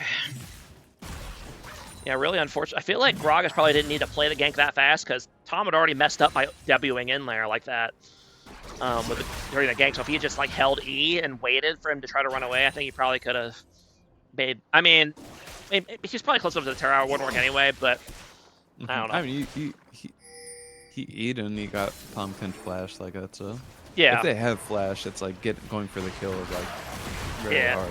Getting the flash is a win. And Neferi goes and uses the untarget ability to dodge the Tom Kench knockup, which is probably a good idea when you see the jungler right next to you. Don't want to get CC'd in that position, so good job by him there. God, I might as well use it. Yep. Ooh, and Lindstraco misses the E, so now he's gonna actually ends up being a decent trade anyway. Okay. And Dragon is spawned, and Grubs will be spawning here pretty soon. I assume that Niners Slams will be trying to take these Grubs as soon as they spawn, because Karthus is probably the best at it out of any jungler. Yeah. So he's just kind of chilling and waiting, but he's wisely waits so that doesn't see him. Places down a ward for safety. Good man. And it should be a nice free first Grubs for him. No problemo. Yeah, same with Dragon on the other side. Looks like Heisa's got a shove on Caitlyn somehow, so they're good setup for Dragon if they want to do it. Yep, and he started it, but it doesn't look like his bot lane's moving over quite yet. I'd like to see him That's okay, though, as long as the other bot lane can't rotate. That's fine. Yeah, it's just the only problem I have with that is that this is going to be an incredibly slow Dragon take with just Gragas. So yeah, they do indeed call them over. They realize what's happening. Well, go ahead and get your dogs on them, Neferi, at least. Get the dot going and then start your back. Okay, and that they do indeed trade first objectives here. And Karthus is going to go looking for camps, but there is currently none here. And on the opposite side, Zesty Queso is going to find some camps to steal. What timing. Yep. Karthus must have killed them both at the same time. Yep. And Karthus is eventually going to get this blue buff, but he waited a long time for this to spawn. Now he'll still get it pretty fast because Karthus things, but ideally you don't want to be standing around and waiting as long as he has been. Now Zesty Queso, ooh, he does end up securing it, okay. And he's going to have to leave a little bit earlier than he wanted to. Oh, plus there's a pink ward here. I don't know if he actually saw this. Is he going to see the ward? No, he doesn't. He's going to walk right past it without finding the ward. And now Gank's coming up here on Simeon in the mid lane, but Tom Kench is kind of been overshooting these Ws, and he ends up taking way more damage in return. Emilio also rotated to defend. Yep. But this is actually a good play here, though, for LSO. If they can bait the bot lane into taking a fight here, and Malphite bot lane wisely just decides to concede the blue buff here. And now Karthus says, all right, fine, you're going to be in my jungle, I'm going to be in your jungle. We're going to do the jungle exchange program. Yeah. Gragas actually up in farm. Yeah, I don't fully understand exactly how that's happening, to be honest with you. Yeah. I think you want to be really aggressive looking for Karthus because he doesn't... Ooh. I don't like wasting E when you know he might be in here. Yeah. I know you want to try to clear the jungle as fast as possible, but if you had E and when you see him, you could probably go for a kill. But yeah. Works Yandy out does good. force cards out of the jungle. He's going to go ahead and get a gank on Lindstrago here, but he should be fine. Might have to pop W to survive the ulti if he pop. I mean, he'd live it anyway. Here it comes. Yeah. Okay, Lindstrago, that was the worst timed W shield of all time. Thankfully, it didn't matter, but that was atrocious. He wanted to make sure he was gonna live first before he wasted any ability. Or something. Thankfully, it didn't matter because that was rough. Ugh. But anyways, game's still very close here early on. Only about a 200 gold lead here for Team Malphite. Well, they split the early objectives. First item in here for Nefiri with that Eclipse. I'd like to see him kind of be aggressive, try to make some plays with this with his team before other people start getting their item spikes, if possible.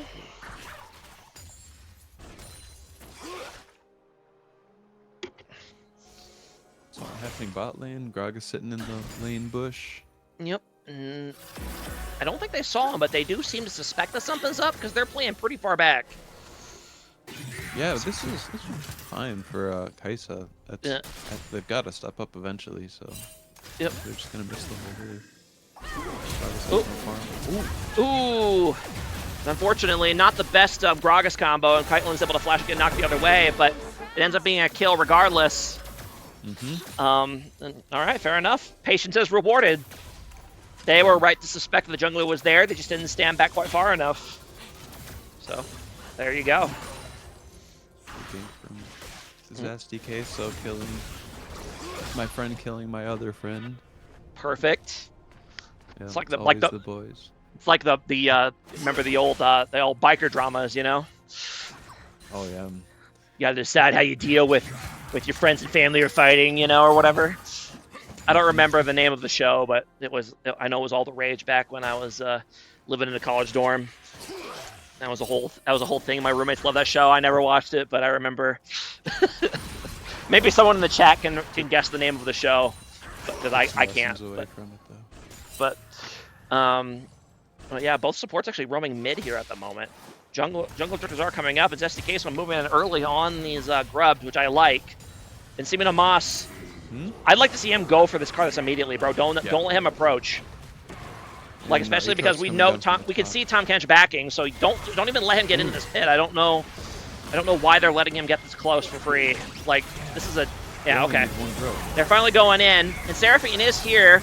Ooh, and that stalls long enough for Tahm Kench to swallow and then give a bit of time for Aatrox to come in. And now, will Danny Phantom die here? Yes, she will. Yeah, I mean, that's kind of just a little bit too afraid to pull the trigger on an obvious mistake there. Sons of Anarchy. Yes, that's what it was. Thank you. That is what it was. But yeah, they could see the Tahm Kench backing in the mid lane, so they knew he wasn't there. So they were just kind of being silly. Although, might be a little silliness in return. They're going to be able to actually finish off the Tahm Kench here, though. He's still pretty tanky despite... Like, no man. Ooh, nice body block by SDK, so on the Q. He is indeed going to go down. And that's... Who got the first kill in that fight over here, by the way? It was LSO, so they're going to go ahead and grab the Feats of Warfare here. Okay. Grubs are still up, and yeah, they just got the first 3, right? So yeah, Gragas did get 1 before that fight broke out. So there's two left just sitting there. And now a gank's coming up here in the bot lane, but they don't really have cooldowns to make this happen, so... Both junglers down here for the bot fight.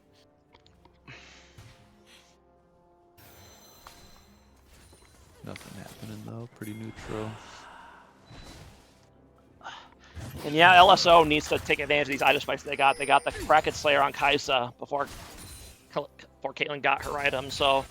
And you've got the Eclipse on. Just double enchant early. Yeah. Like, what also, do you do? Also, I just noticed it's a Storm Surge first item on Karthus. I feel like that's not what you're supposed to do. It's not too bad when you're solo AP, but yeah. Yeah, that's a little questionable in my opinion. But okay, fair enough. That is what he just opted to go with, and now they're actually have good position on this dragon here. Also does have vision, but they're kind of looking to reset right now. So they don't realize that they're resetting though, so they're not going to force a dragon here.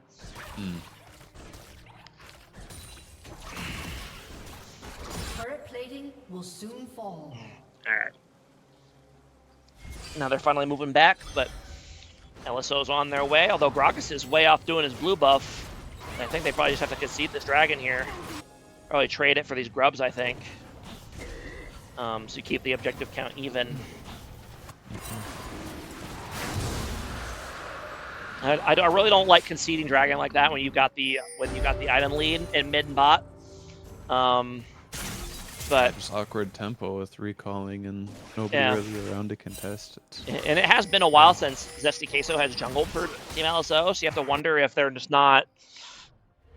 Yeah. It's not fully on the same page in terms of like where they should be for macro and stuff, because it's been Nunya for like the past 5 or 6 weeks at least in the jungle.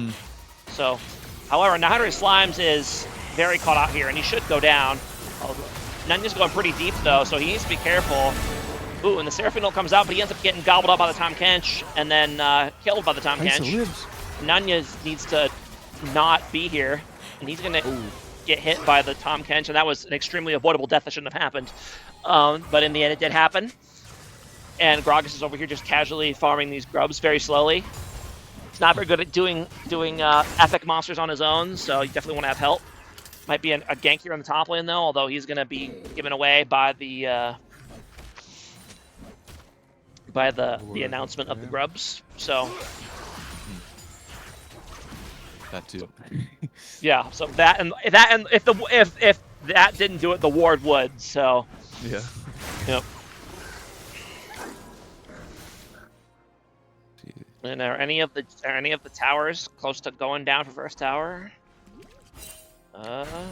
Not really. They're all still pretty healthy. Lance Draco's having a hard time in this matchup. Aatrox got his Eclipse first, and he's just kind of getting bullied here. Walk up. Yep. All the parries though on LSO pretty strong. Oh no! That is the one target you can't just go cold like that, because you'll get kickballed away for that exact reason. And there goes your Neferi ulti. That's the ulti, I forgot. Yeah. Yeah, that's the ulti now. So you gotta be a bit more selective about when you do that.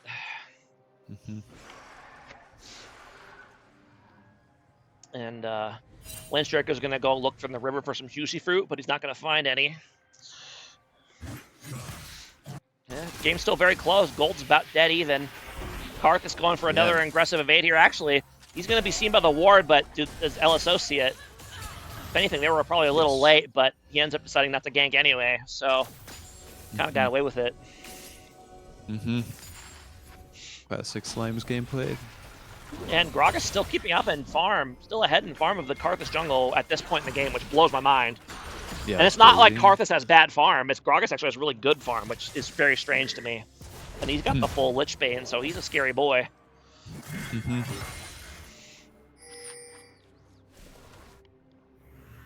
If you're Lynch Draco here, I really want to see this Longsword turn into an Executioner's as your next item, so you can fight this Aatrox 1v1.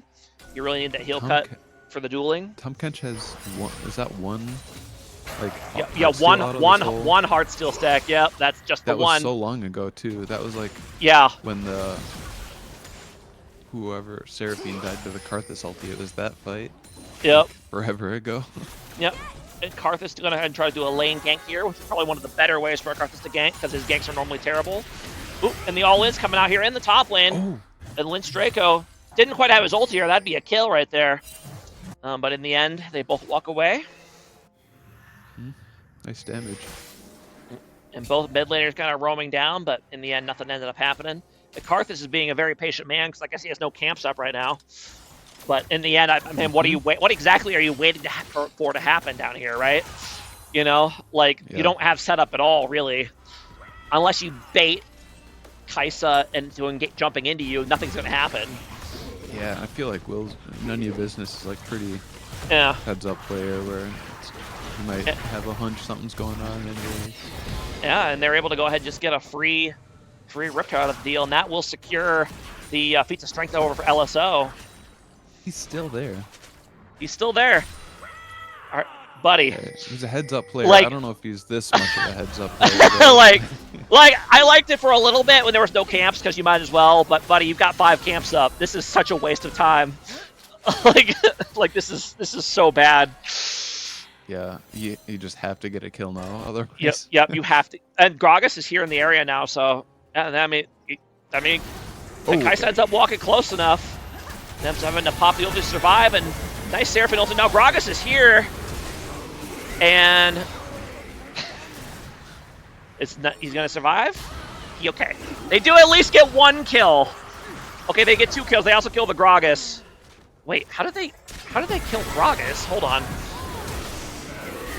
Does Jubilee really do enough damage to just kill Gragas here? Yeah, I guess he does. Yeah, with the help of the Karthus ulti, I guess he does have enough to kill Gragas. So in the end, it ends up being a 2-for-3 play, which is probably the best Malphite could hope for, considering they got counter ganks on that horrible play. That is absurd. Waiting like 3 that minutes long, yeah. For it. They literally were like there farming under tower for so long, and then recalled, came back, and you're. Oh my Hopefully goodness. made a sandwich or did something productive. Right, he's just sitting there spamming emotes while he's like, hold on, I'll come back. Let me just work on my PB&J real quick. Yeah. Assuming Moss is actually kind of getting Tom Kench behind it, but he should be fine because the dogs will tank the Tom Kench Q, so he won't be slowed. So, all right, Lindstriggle, buddy, if he goes into your face like this, you need to beat him up. Like, come on. You got cooldowns. He doesn't have ulti. You have ulti. Ugh! Beta top laners, bro. I'm telling you. Ugh. Meanwhile, Malphite over here is just going to go ahead and get their free dragon. They are doing a bit of a weird gank on Tahm Kench in the mid lane, but ganking Tahm Kench with your ADC from the flank is probably not the best gank idea of all time. And the rest of LSO is finally here. They're not even going to get him.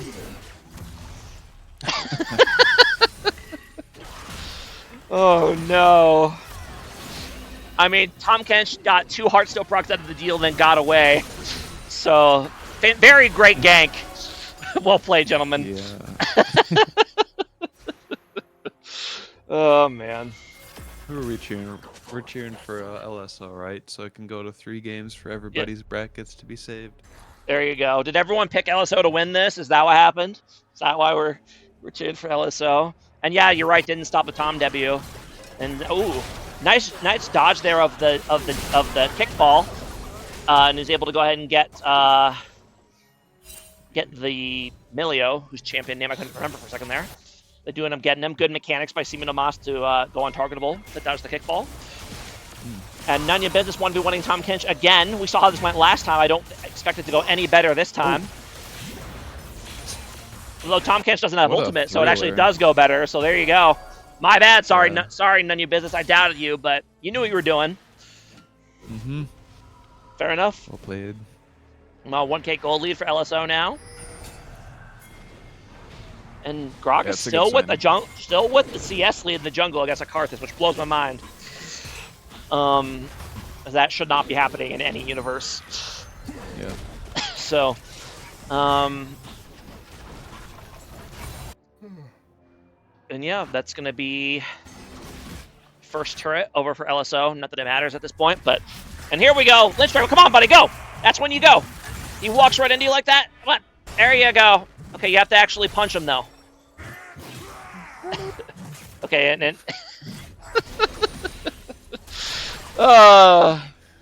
It's almost like Karthus just sat in bush for 5 minutes. That's true, but he was down in CS even before that, which makes it actually impressive that he's only down 22 CS when he sat in bush for like 3 minutes straight. Now, a bit of an engage coming out here on the LSO bot lane. They're trying their best to cut it out, and I think they're going to do it. Danny Phantom doing a good job of kind of ceasing everybody, and now Cena Moss is on the side. Ooh, is that going to be killed Danny Phantom, though? It looked like Tahm Kench W'd for like a split second right before he got rooted. Yeah, it might have been. Yeah, I didn't see, but they do indeed escape. Hmm? And, wait, hold on. And they're rotating mid, and what happens here? Zesty. Oh, Zesty catches out Milio here. I see. Yep. These poor supports on their rotations between lanes. They're a big target. And Zesty Queso just waddles his way on past the tower. No problem. There you go. And now Karthus is here, but the two of them should both be fine, I would think. Indeed, they are. Yep. Yeah, really, no way actually. I mean, it's just where you're walking is Milio. Like that Gragas came through the wall out of vision, so like there's no time to like cue him out of the Eden. Yep. No way to see him coming. Yep. And then we're going to go ahead and pop Rift Herald here in the mid lane. They should be able to get it. Ooh. They fight him off a little bit, but Tahm Kench goes in a bit too far, and he should go down here. Indeed, he will. And can they get on this Karthus as well? Nanya needs to be a little careful here. Although Karthus doesn't have ulti, so as long as they don't get too low, as long as they don't stay around for too long, it should be fine. And Nefiri comes in from the side, and then gets the ult reset and ends up getting kickballed away, so that'll be Milio safe at least. I see. Yeah, up to about a 3k gold lead for LSO now. So notice no grievous wounds for Lynch Draco, even though he's against an Aatrox. Just point that out. Did not, in fact, go the Executioner's calling. So, I'm going to have to yell at him about that later, because that is a very top-lane fundamental, is when you're against a stupid, broken healing champ, you get the Executioners. He's not your top laner. He can't hurt you anymore. He can hurt me by spectating, because I cast almost all of his games. I was not thinking. I literally see more of his gameplay as a caster than I did as his captain, because I don't get to watch it when I'm playing the game. Now you have to sit here and just stew in it. Yeah, exactly. Like, I could see every little thing. I'm like, oh god, how much was I gotta, like, come on, buddy. You're the best top laner in Beer League this season. Gotta get the right items. But, in any case, LSO's still in a great spot here. 3.5k gold lead. Dragon's about to spawn here. No TP on the Aatrox. Ooh, and Nefiri just goes in, absolutely dive bombs the Karthus, and he just gets blasted and goes down instantly. And the Karthus ult to try to just salvage the situation, but it's not going to really make any difference, I don't think. And that's going to be second dragon over for LSO. Yeah, LSO looking pretty in control right now. Yeah. I think top lane not super strong, but other than that, pretty across the board, pretty strong. I'm noticing that Tahm Kench went for a 4-mail second item. I'm not quite sure why. There's really not anyone particularly big healers on this LSO team, so I'm not sure why he felt the need to rush that. Is it just because he's getting tickled to death by the Kai'Sa? I mean, maybe that's his best way to do damage to Kai'Sa, is to just build 4-mail and stand there. But this is I mean, I was gonna say this looks like a really bad play for LSO, but if he just warps right on top of the assassin that one-shots him, I guess it's a pretty good play for LSO after all. And a bit of silliness hanging around here on the side, and Nanya Business just has to kind of go in to try to make the best of the situation, but he ends up getting Caitlyn critted to the face. Yeah. And is that a shutdown? Not much you could do there. Yep. No, it just looked awkward, but yeah, nothing you could do. Yeah. Nothing you could do. Didn't mean to laugh. Yep. Yeah, and Lynch Draco is just he's got his hold breaker, but he's still just kind of getting pushed around by this Aatrox nonstop. These two have really not participated in the game at all so far. It's just been them and their top lane forever. And neither one of them's even really come close to getting the tower yet. That's funny. And good guy Nefiri coming up to hold the wave because Lynch Draco doesn't have TP quite yet. Well, he didn't at the time, but now he does. And yeah, Baron is up. Game's still very winnable for Malphite here. Yeah. I feel like if the top laners do switch to a spot lane, that's definitely better for Aatrox, having this longer lane. Yeah. I feel like Lynch has been saved by his power being close quite a bit. Yep, I agree with that. Aatrox got to get down there though, otherwise he's gonna lose the wave. They're looking for another pick on 900 Slimes here. Oop, not quite able to get in the dash range in time. They end up aborting the play. I'm kind of surprised that Zesty didn't just go for the ult combo on him. It's a free combo on him because he doesn't have Okay, so that was a flash W by Set, but it didn't hit anything because he flashed away, and there's no way he's getting out of this anyway. So it was just kind of a okay. And now it's At least so long. I mean, he stalled for a long time, and they're gonna get top tower because of that, I think. Well, nope, not even. Okay. Oh, TP. Oh wow, and LSO's going for Baron, but Malphite has vision of this and the numbers advantage, so they need to realize that the jig is up. And they need to abort this play, and they're going to go ahead and turn on the Tom Kench. He's going to get blasted before you can activate the shield. And now they're going to turn on Aatrox as well. And the front line of Malphite trying their best to stall, and now they end up aggroing the Otacon by accident as well. And they just have to try to cut away from it while also cutting into the enemy team, which is not what you want to be doing. And then Zesty Queso lands a nice Gragas combo on Caitlyn, but doesn't quite have the damage to one-shot her. And now Nunya Business is playing like he's the assassin, just lurking by with no HP.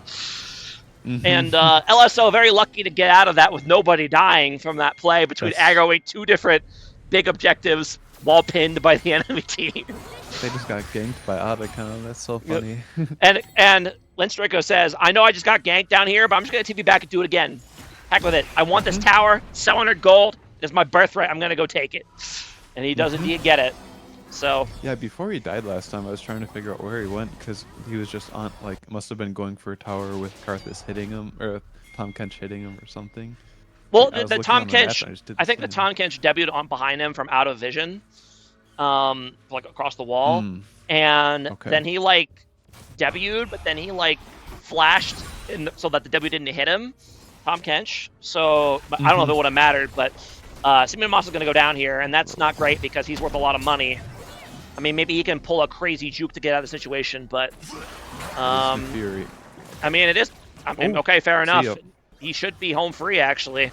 And now Niner Slime should not be this close with his team out of position. And indeed, he's going to get blasted again. It's not as fun when you're on the opposite end of the get jumped on and die interaction. He's used to being the Pantheon who's doing that to people, but he's just getting caught repeatedly this game. Yeah, so, he was pretty strong early, but yeah, it's been a while since he's been able to make anything work. And now they're just gonna, smart check by Zed to see if they were in that bush. That is indeed what you want to do. If you're worried about them ambushing you in the jungle, check with skill shots. Also, yeah, check with skill shots, or just you didn't need to be there. Well, that too, yeah. That too as well, but that's going to be third dragon over for LSO, up to about a 7k gold lead for them. It is looking probable that we will indeed get a game 3. Yeah. I imagine we probably won't see a repeat of the Karthus jungle for Niner Slime's next game. I think this is definitely not exactly his forte.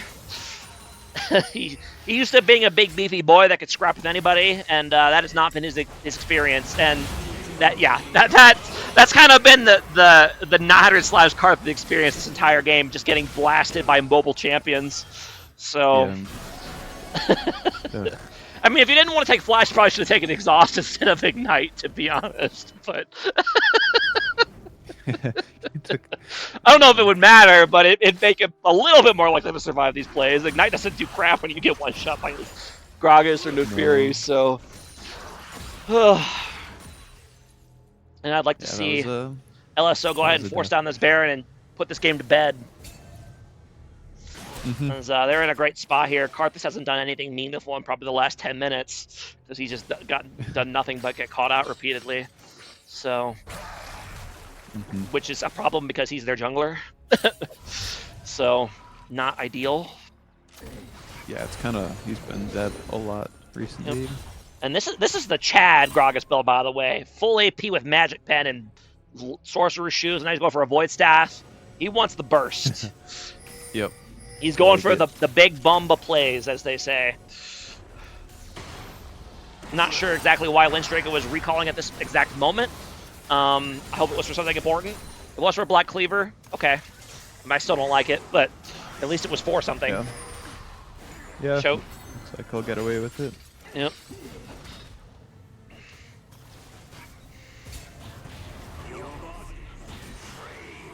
Nice. crash on the mid wave.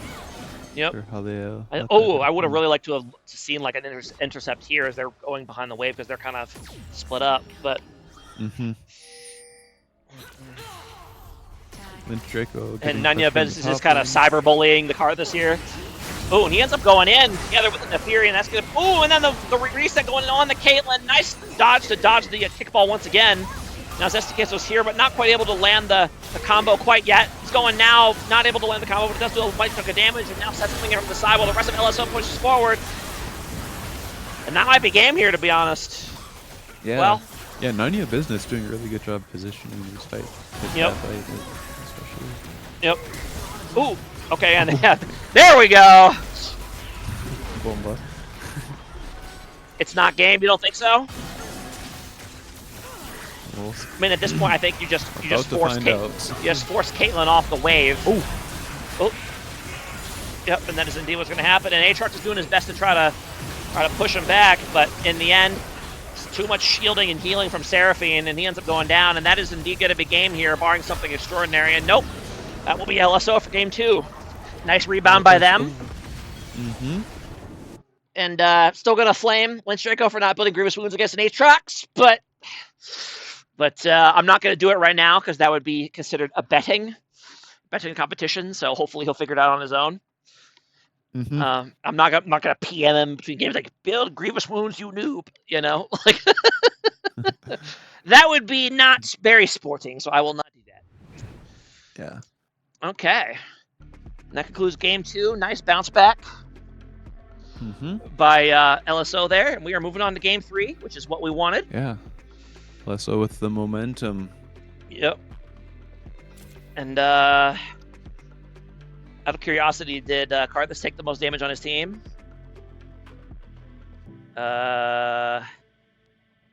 He sure did, which is not what you want. That's just a measure of how many times he's getting one shot. If your Tom gets his health bar times his deaths. Exactly. He's like, I'll take a lot of damage. I'm like, yeah, because you kept dying. That's not tanking. That's just getting caught and dying. But yeah, well played to LSO for game 2, and interesting to see how both teams approach game 3 here. Just shows he was a team player who was not afraid to make plays. That's true. Unfortunately, Chad with the base take. Yeah. Unfortunately, he was making plays for the wrong team, but he was indeed making plays. He was getting picks all over the place. Team player nonetheless. Yep. He's getting picks left and right. And that, to be fair, that is a 900 slime staple. He is a very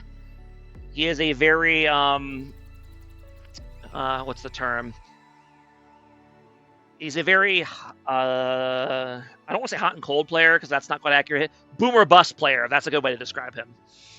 900 slimes. He either tends to absolutely dominate the game, making plays everywhere and doing tons of damage, or he just tends to feed a lot. That tends to be one or the other.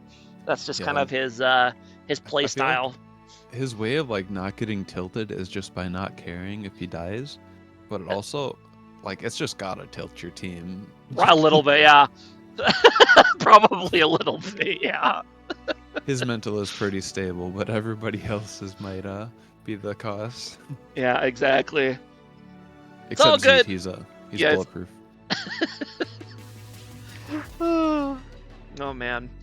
And when is the while we're waiting for them to invite me, when is the next playoff game scheduled? I know we have one. Let me go ahead and see. Quarterfinals Sunday the 27th. Okay, so that's the only one that's been. Oh no, we got 2 of them scheduled on Sunday. Oh, 2 on Sunday, yeah. And then we got one more that's still waiting to be scheduled. It looks like SI versus SSS, still waiting to be scheduled. So we might have to wait until Sunday. We might have a triple game on Sunday. That'll be really hard to cast, but we'll figure it out. Were those 2 games at the same time, by the way? 9 CST and 7 CST.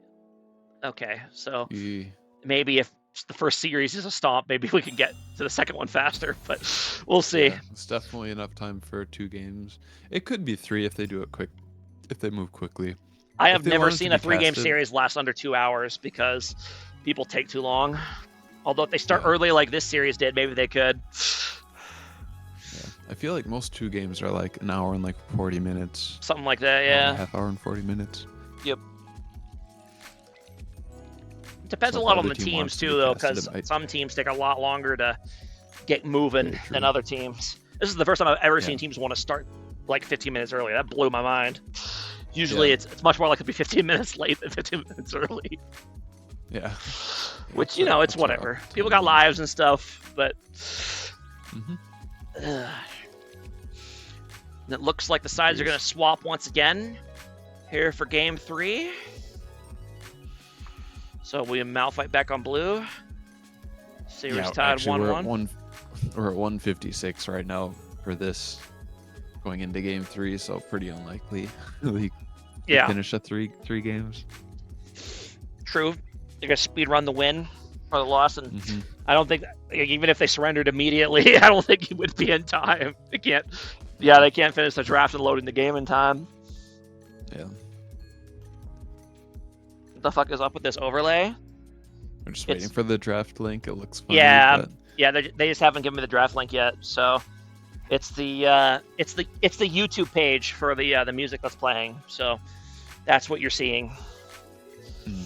So as they have not given me the new draft link yet.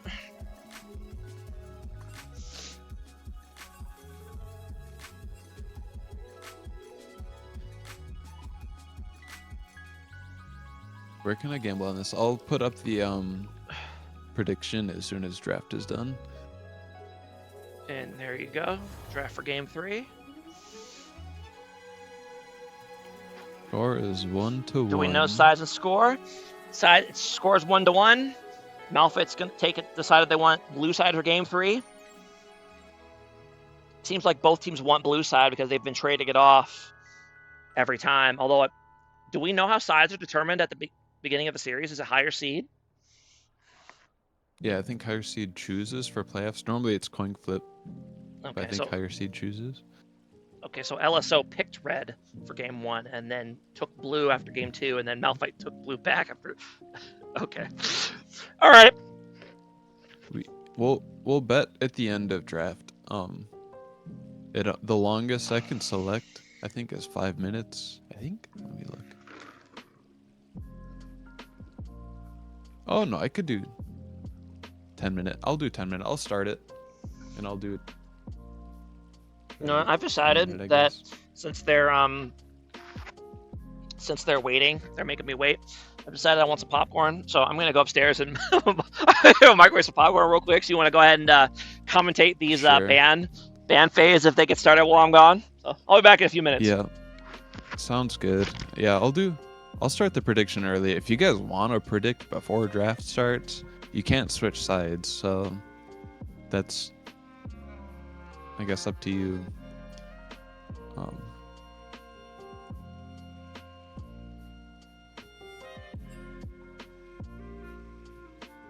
Sure, I'll send it. I set it at 15 minutes, so there's plenty of time.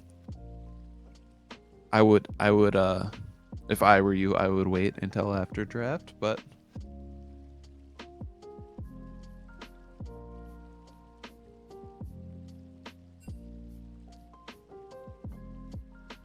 I'm technically busy right now, but I had to come say, "Go Mal, I love those guys." I also hate everyone on LSO, so fair enough.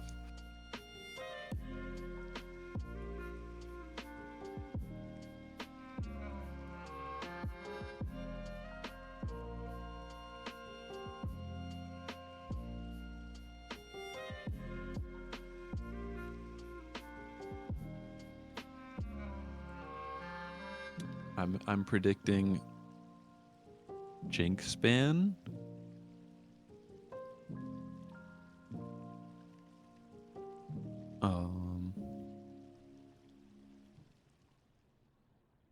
I'm also using the background music to focus on work, so if we can keep it down, please. Super. Yeah, you got it. I'll just turn myself down. Okay. How's that?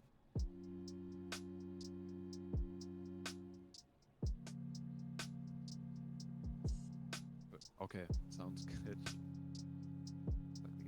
Ivern ban right off the bat. All 3 games so far away from LSO. Even though Will's been playing AD carry. Soraka ban away from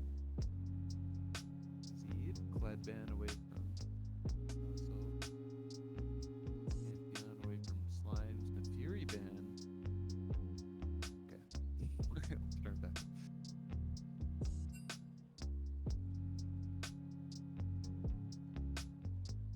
If I'm supporting Mel, turn myself up. I think I'd like to see Jamie and Zed win. I've been playing a lot of Trackmania with Mr. Zesty Queso, so I don't want to officially say one way or the other. I got boys on both sides, so I'm torn. Raka, first pick for Mr. Zed, then Gragas Melio for LSO. If it works, it works. The people being Bedlet Chat. I'm here from L Game 3 to save my bracket. That Zesty guy throws all of my arena games. So gotta cheer for Mel here.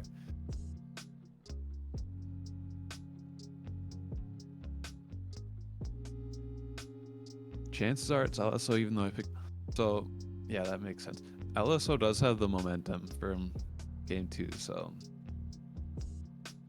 Kog'Maw for Mel for Jamie. That's a classic Jamie pick. I like it. Into the AP Gragas can be a little scary, but I do like it on Jamie. So, and Cho'Gath picked up for. Seems like a Slimes champ, so it could be in the jungle. About to be rich. Kaisa picked up again for all right. Mr. Nunya. Welcome back.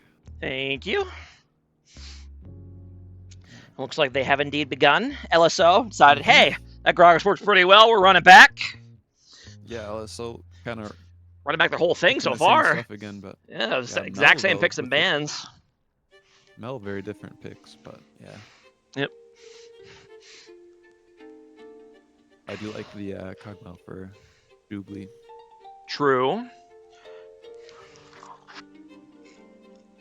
A little scary into AP Gragas, but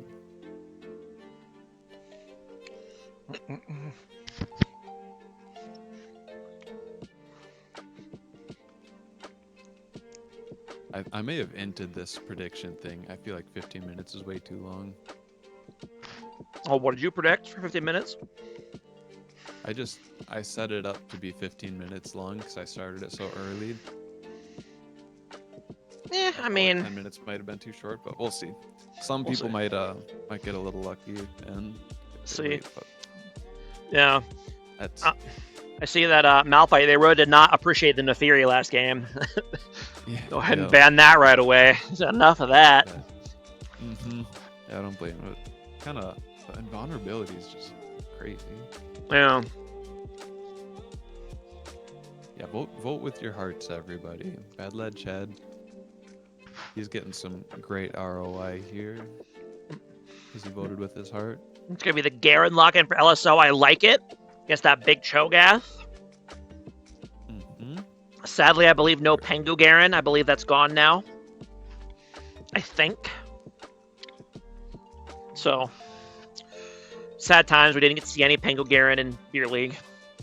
We'd have one lock-in. We had Hernandez teaches lock-in Garen and then not pick the skin just to troll me. Which was admittedly kind of funny, but okay, interesting. So it's a Cho'Gath mid, and they're gonna run back to Aatrox. Or no, wait. Oh, is it a Cho'Gath jungle? That's what I assumed. Cause it seems like a very Slimes pick. And Chungo's jungle for Slimes. Okay, interesting. So Aatrox top lane against Garen, and then Victor mid. Okay, interesting. Also in chats, saw a dude kind of betraying the other Tyler, saying that Neferi is cringe, and I see. Because if he bans the other Tyler, then he promotes to best Tyler in the Beer League. I see what he's doing. Well, hold up. Do you guys see this? Yes. Is that a Yasuo last pick lock-in for LSO? Does Simino Mas play Yasuo? This will be interesting. I really don't like the pick in a based on what I see, but it'll be interesting. They can combo with the Gragas, so Yeah. that's a very interesting choice in that situation. I feel like, yeah, Windball pretty good into Cog, I guess. I don't know if I really like it here. I know it is a very like. I don't want to go into Simino Cho'Gath and Mas. Victor and No. Soraka and Though the stuff. silence is gonna be so annoying. No, but if you can get big enough engages with Gragas, it probably doesn't matter. But that's a very strange pick. It's tough. So we shall see. Kind of a comfort pick for him, but he plays it a lot.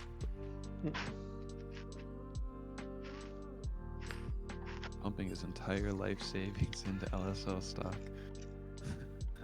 All $15. Yeah.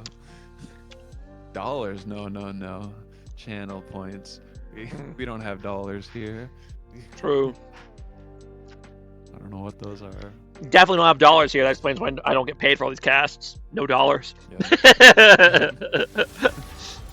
Speaking of that, if you got any primers.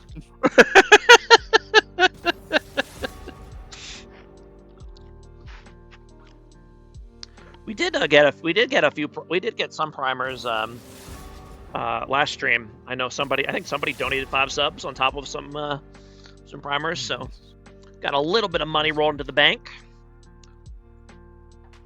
That's good. Like usually it goes to useful things, not useful, but like cool things. I don't know. Yep. Some beer league merch for the winners or some money to caster. Like if somebody casted a bunch, whoever that might be. Somebody. Could be anybody really. Yeah. But I enjoy casting. It's fun, and I had time to fill because I didn't have a team this season, so. Mm-hmm. Probably won't be able to cast at quite the same volume next season, assuming I'm playing again. Being a captain, it takes a lot of time. Mostly the scheduling part, to be honest. Mm-hmm. The scheduling is the worst part, and it's also the most time-consuming part, which is, go figure. Yeah, I usually will cast it. Stuff can't get casted. That's when I'll step in. I've been casting all of them, so I just haven't had to. And I could not have casted a lot of games this season. I've been pretty busy, but. And I am glad that teams finally got on it at the end of the season. They got their cast in. I just wish they would have spread it out more over the season. So we didn't have people rushing in a panic at the very end. Although we did get some gems from it, so I'll grant that. We got the new Wide Jubilee meme in Beer League from that stream. Amazing. Yep. Anime's got a pretty good point, but stop Jack from getting on a team next season. I mean, if they keep rating me as high as they are, they're already halfway there. Speaking of Wide Jube, he's playing in this series. We'll see if he gets to move on to the next round. Mm-hmm. So good. You,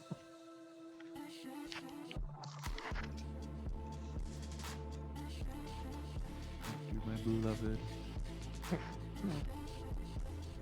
Oh, if Jamie loses, we get Wide Jube casting. That's probably not true, but it's possible. Right?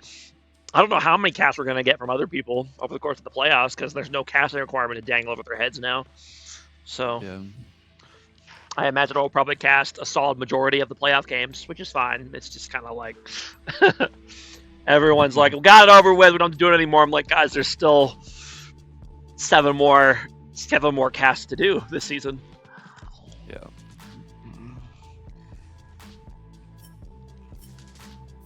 I'm down to cast if I'm around. I had to help. I helped a lot with my family makes maple syrup, and I helped a lot with that this season. That's why I've been busy, and if I'm around 1 or 2 nights a week where I could cast. Other than that, though, We appreciate your hard work. my 2 casts a season. Yeah. Both the casting and at but keeping the maple syrup shelves stocked at the grocery store. Yeah, I do what I must. So do you live in Vermont then? Is that where Wisconsin. they do? Wisconsin? Okay. Actually, Somewhere up there. that Mhm. northeastern part up near Canada. Vermont is a different animal, though. They've got some big operations out there, Hmm. for sure. Can you guys even out your mic volumes? Should I go down? I can adjust mine pretty Yeah, easily. I don't know which one's too loud and which one's too quiet. You have to be a little bit more I'm gonna guess specific, that I'm Mr. too Bad loud. Lad Chad. I'm gonna go here. One of you needs to go down and one of you needs to go up. Thank you. That really cleared it up. Okay, I turned myself down a little bit, but that's fair. Slammer, you're too loud. Bad lad chat. I'm super noob. We kind Okay. of know each other. Do you remember? Slamroy just needs to be muted. Oh, okay. It's tough, bro. I'll lower myself by like 10%. See if that helps. Fuck it. Yeah. Get a little closer. I'm What struggling it. Whatever. Point nine's close enough. I think they were saying you should be louder, but yeah, whatever. I should be louder? No, Yeah, they were said joking when they said quieter. They No, were they said- joking when you said muted, right? they said Slamurai, you too loud. I think Jack is louder, but I don't know if they're trolling. Oh, okay. Slamurai is That's a too good loud. point. Okay, got it. Okay. Okay. Sorry. I'll turn myself up a little bit again. There we go. If I overcorrected, let me know. It's easy to change. Last couple minutes for predictions. Looks like we got like maybe a minute and a half so left. And hopefully the teams don't run it down in the first minute of the game to skew the skew it, but should be Mhm. fine. Luckily, you can't change your bet if you've placed it. Mm. You're locked in, so.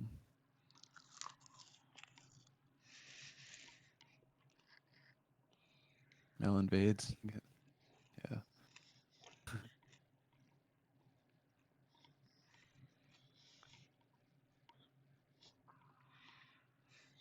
It could happen.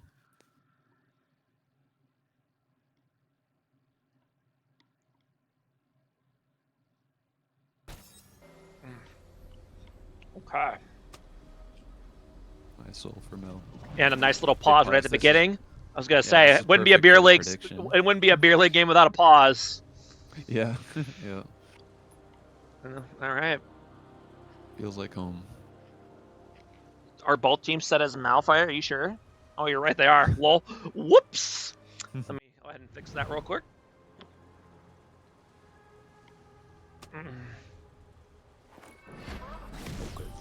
Okay, that should have fixed it. I think. Did I? Okay, hold on. Hold on. I am. I'm struggling really hard right now. Okay. No worries. Okay, now it should be correct. Looks good. I'm sorry, I saw that earlier and I just didn't think that it was a problem for some reason, and Yeah. sat here for 15 minutes and didn't mention it once. Well, thank you for that. Yeah, no problem. It's like seeing something in someone's teeth and like, it's fine. Yep. And it is indeed going to be Simon Amos on the Yasuo here, which should be interesting. I very easily foresee that he could not be able to do much this game. So, you know, there's a hard to dive into that team. So he might get sent on eternal split pushing duty. So, but we shall see. I imagine 900 Slams will be going AP Cho'Gath. Tank Cho'Gath doesn't seem like his style, really. So, One thing though, excellent game for full AP Gragas. He's solo AP. They're not going to build any MR. He's going to be able to pop people again if he gets rolling. And yes, I do agree on the Comet Cho jungle sounds pretty good with Scorched as well. And Mana Flow Band. This is definitely a Jungle Cho rune set right now. Yeah, just a pre-made. I say LSO's comp looking very good for split pushing. Mm-hmm. Like a good 1-3-1 comp. Yep.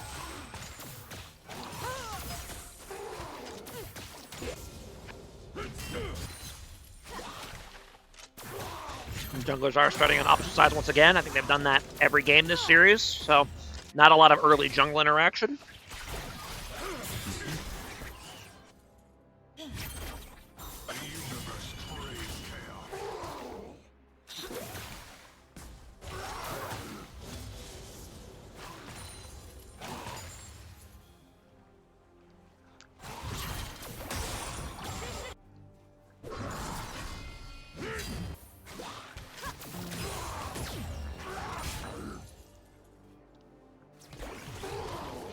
I expect this early game will be pretty uneventful, but who knows? I don't really see a lot of kill pressure in any of these lanes until level 6 at least. But you never know. Ooh, nice. Hit from Jamie. Wow.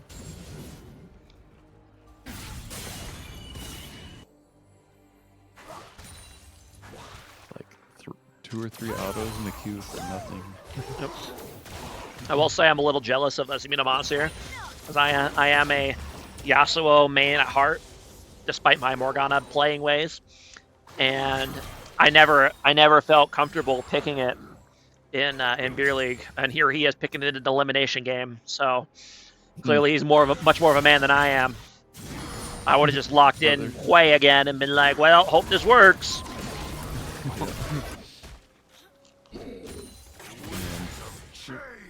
No, I also just now noticed electrocute on the Aatrox.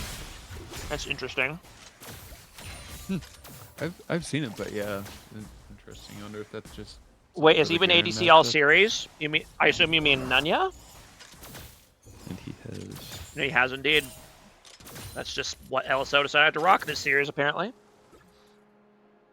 Don't act like you would have played Hui, Morgana, AFK, Snooze Fest. Well, yeah, they would have banned Morgana, obviously. Yeah. Teams learn their lesson by playoff time. Yeah. Only people who don't ban Morgana are the people that lose, so. Literally, and we never lost on it. We were undefeated when we picked Morgana. And then we played one, and they banned it all 3 games, and we lost. Go figure. Yeah. I'm telling you, all the champs OP. I'm a little offended that no mid laners in Beer League have tried to steal it.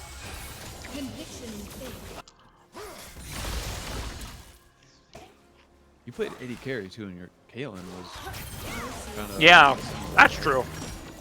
Yeah, that was just a weird quirk of what we had. The players we had available. I wanted to play top, but we didn't have anyone that could play AD carry who was available. But we did have someone who could play top lane. So I was just like, heck with it. I'll just play AD carry, I guess. Yeah. So it seemed to work. Kind of a menace, so it seemed to work out fine. Yeah, thankfully, Elle and I had already played a lot of just bot lane and like normals and stuff beforehand. So we had experience with playing the bot lane together before doing it in Beer League, which helped a lot. I think I probably wouldn't have wanted to do it otherwise. Are you trying to play a top lane if you play next season, or are you just whatever makes the team work? I actually don't know. I think if I'm going to cost like 1 billion points, I don't think playing top is viable. Just because it's too easy. It's too easy to just pick stuff like Ornn and just stonewall you, even if you're a much lower cost player. Or you could just split push all day, like they did. Siminomos and Pyroan's team did that to me once. I was playing against Pat Jones, which was a very favorable matchup on paper. But he would just pick like Tristana top, and never let me leave lane because he would just AFK shove waves, and I couldn't leave lane to do stuff with my team because every time I did, I'd lose a tower. Yeah, hard to have answers for all feels like. Yeah. That kind of gameplay doesn't necessarily work in solo queue, but in Beer League, Well, just different. yeah, I generally play more scaling champs in top lane, and I think you can't. You can't really, if you're one of the really high cost players that your team is relying on, you can't really just play weak early game champions that scale because your team needs you to be more impactful early. So I'd pick like Mundo and Kale and stuff, but if I were to play top lane in Beer League again, I'd probably play like Garen and Renekton and whatnot instead. Yeah. I never get to play Mundo because people never pick the dumb comps that Mundo's good against in Beer League. They always pick anti-tank. Yeah. And they leave like Gwen counterpick and stuff. And Lane Striker's gonna go down here, I think. He is. That's the first blood over for Steven Chet. And then the gank coming off here on Leximity, but he's doing a great job cutting it out. And he's actually gonna fight it off basically by himself. And Simonomachu's going in, but ends up getting rooted by the Soraka.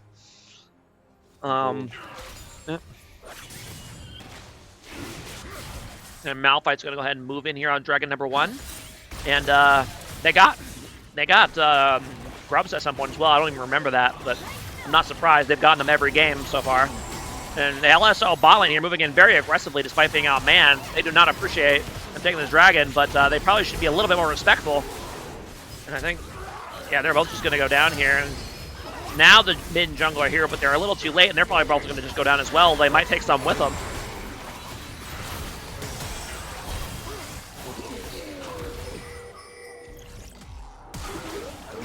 They do end up getting one, but still not really not a great play. Huge start from Elbow. Yep. Goodness. Solo Bolo in the top lane and then that Dragon. Yep.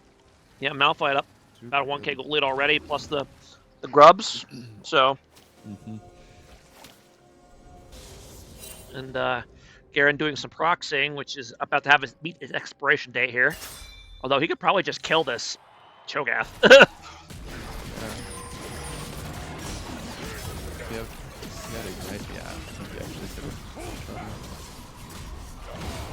But in the end, he just ends up going down. Yeah, rough start here for LSO. Nice rebound from Malphite here in game 3. Yeah, I will say this. I think this Aatrox is going to be a problem. This Garen Aatrox matchup, if it starts out like this, it is a spiral. Yep, for sure. Garen's pretty good against Aatrox later on if he's not too far behind, but early on the lane is unplayable. So LSO is going to go ahead and grab this first Dragon, though. So they got that going for them at least.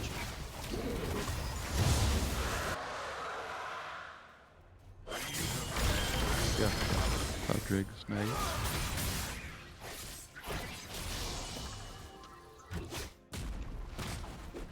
Nandru Slimes invading as he does. Like he invades more than any jungler in the league. I'm not saying something because we have some invade happy junglers in this league.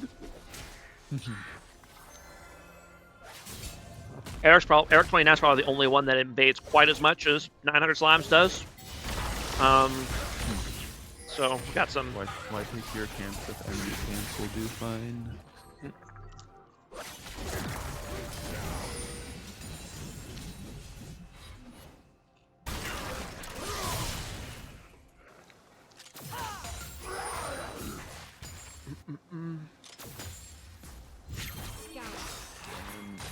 Putting a deep ward. But little does he know. Jungler's behind him. I'm gank him up here on 900 Slimes, and he does not have flash, so he should go down here. And indeed he will. A little bit of a rebound kill there for Garen. Yeah, would have been cool. I think. And then the play coming in on Victor, but he should be able to escape thanks to that blast plant there. So nice blast going. Yep, I think you really needed to be more proactive and hit that if you're Yasuo there. That's really his only way out of that play. And you need to recognize that in the moment and get onto it. But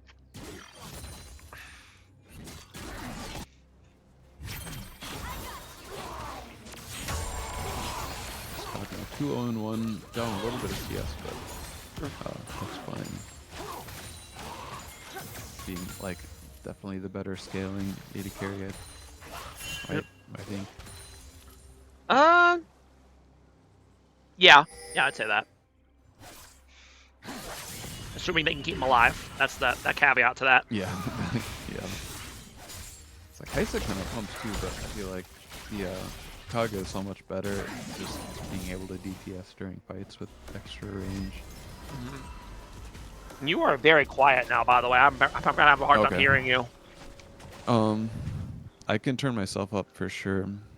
Yeah, maybe just a little Before I bit. can just... Because I've tried turning up the game, but then the game sounds drown you out. So, or turning up the Yeah, my headset. But I'll turn myself up a little bit. there we go. And Victor actually has his Rod of Ages already. Okay, they're actually going double Rod of Ages on Team Malphite because it looks like the Cho'Gath is going as well. So this is gonna be a very HP heavy team here. Yeah. Good scaling too. Like if they are ahead early, if this doesn't just kill their momentum, it can be really good.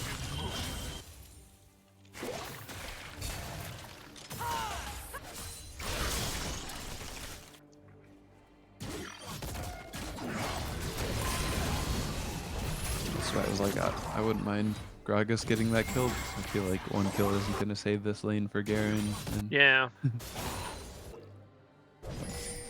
Yeah, no, I agree with that.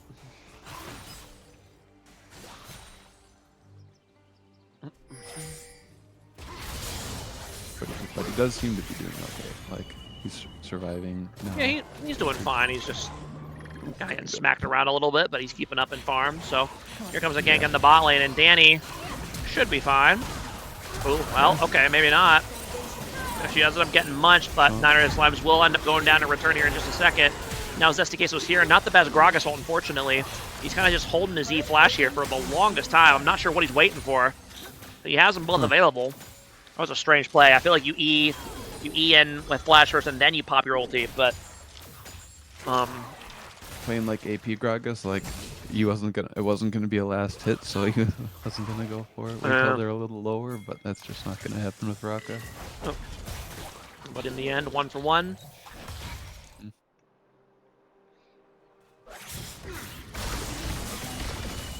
Sumino Mas is really hungry to try to get a 1v1 here, but against Victor, that's just a really tall task. I know from experience this matchup is very Victor favored, so. None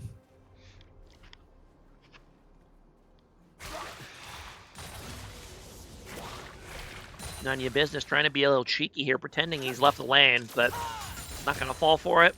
I'd like to see them go ahead and get this dragon here while the Malphite is resetting, because they have their power spike here with the Kraken.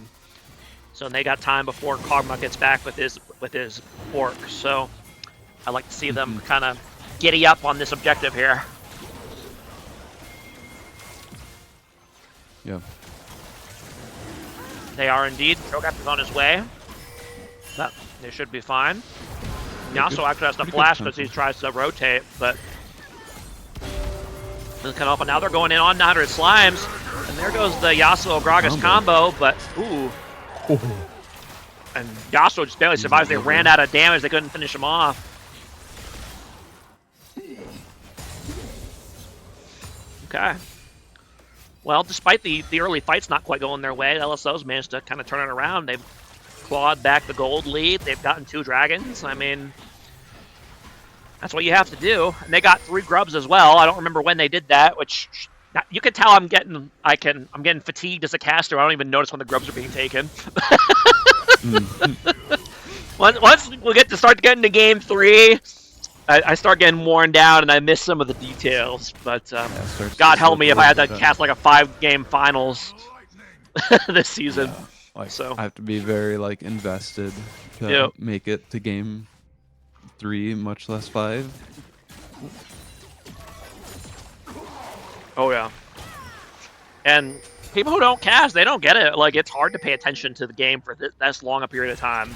Like it is. Like when you're just playing League, like you can miss a lot of the details and it doesn't matter, right?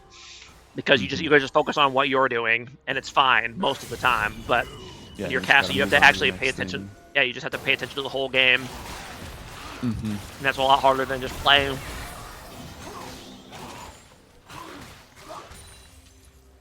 Junglers probably make good casters. Yeah, I don't jungle anymore, so there you go. Ever since they made all these objectives, added all these objectives to the map, I haven't liked jungling anymore because I like farming. I don't like having to group with my team every like 2 minutes for another objective. It's no fun. And meanwhile, gank coming down here on the bot lane, but Gragas and Yasuo are also on the way, but they're going to be late to this. And I think Danny's probably just going to go down. Ooh, actually doesn't get hit by the choke Q. She is going to get, she ends up going down here. But now Yasuo and Gragas are here, and they're kind of stuck here in a really bad spot. And Yasuo is actually just holding the ulti. He still hasn't used it yet. And I think if you're 900 Slimes, you just say, well, nice knowing you guys, see ya. Like, For sure. it sucks about the gank, but in the end, you know, you only went down 2 for 1. So How is it that he was the one who like chased under tower?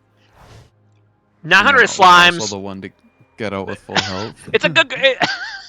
Well, I know why he's the one that goes in because that's all he does. 900 Slimes when he's target acquired, he does not deviate from the course. He's got Briar.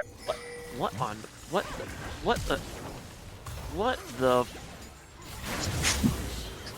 Okay, hold on. What the heck just happened? Okay. So. He was trying to execute, I bet. Yeah, okay, so he's pushing mid and getting first tower. And yeah, he's trying to execute, but Emilio cuts him off. Give it to And he just barely doesn't die to the tower, so he gets hit with the smite. I mean, that's funny. To Emilio. Yep. To be fair, that first tower did secure feats of strength for Team Malphite. That's probably a worthy death. Punish the Yasuo for roaming so much with his jungler, but it was still kind of funny. Yeah. And where it looks like we might see another. I don't mind it. The I'd like flash. to see a gank here on the. The flash. I mean, just accept your death, bro. I'd like to. I'm a little annoyed they're not ganking this Aatrox right now because he's in prime position because he's trying to crash his wave. Come on, Gragas. I know you like invading. I get it. Farm, blah blah blah. But like, go kill this Aatrox, please. Now it's too late because he's been seen and Aatrox is gonna back off. So, well, actually, he's gonna go for it anyway. Oh, and he ends up getting knocked back, but not quite far enough. I don't know if they have the damage to finish him off here. And they do not. Study the Garen number. You know, so we know Monster's here. I think they're just going to go ahead and disengage here. Oh, 900 Slime says not so fast. I'm going in. But 900 Slimes is... Whew! That is, This is interesting. Game 3, ladies and gentlemen. This is interesting. Some interesting plays.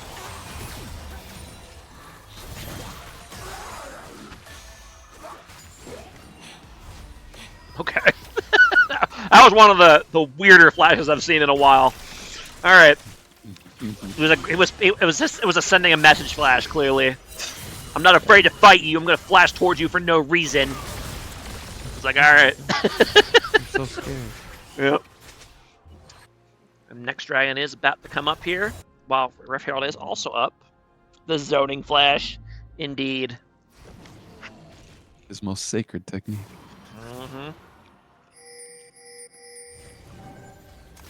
The Malphite Baller's going to get here first, but that's not actually a good thing when Yasuo and Gragas are right here. And so far, they have been on the ball with that ult combo, so that's good. That's the only reason the only thing that makes this pick viable. So I do like it here. You have to be careful about the Cho'Gath steal here because his bite does a lot more damage than smite at this point. Well, so doesn't end up securing it. It's third dragon for them. They're on soul point already. Wow. Which is great. And look, he did it! He built the Grievous Wounds on him! Wow. I don't know what changed from last game to this game to make him want to build it. Yeah. It must have, I guarantee, must have gotten an earful from his team. He's like, buddy, why are you not building Grievous Wounds? You're against Aatrox 3 games in a row. Like, build it. The whole time. Could have been doing it the whole time, but he figured it out. Or somebody on LSO figured it out and yelled at him, one or the other. But he didn't get it, which is good. Although, ironically, this is the one game he could probably get away with not doing it because he's playing Garen as Ignite. And speaking of Ignited, that Soraka is very dead. And Zesticase was just killing on this full AP Gragas. He's been bombing people over the place. I'm kind of surprised they didn't ban it after last game. But they chose the Neferi instead. Now Stephen Chet is getting all in by Garen. Of course, he immediately gets ganked. And tough one for Lynch Draco there. He's going to end up going down. That's how what your team does get out of on the other side, so it's not the end of the world. Mm-hmm.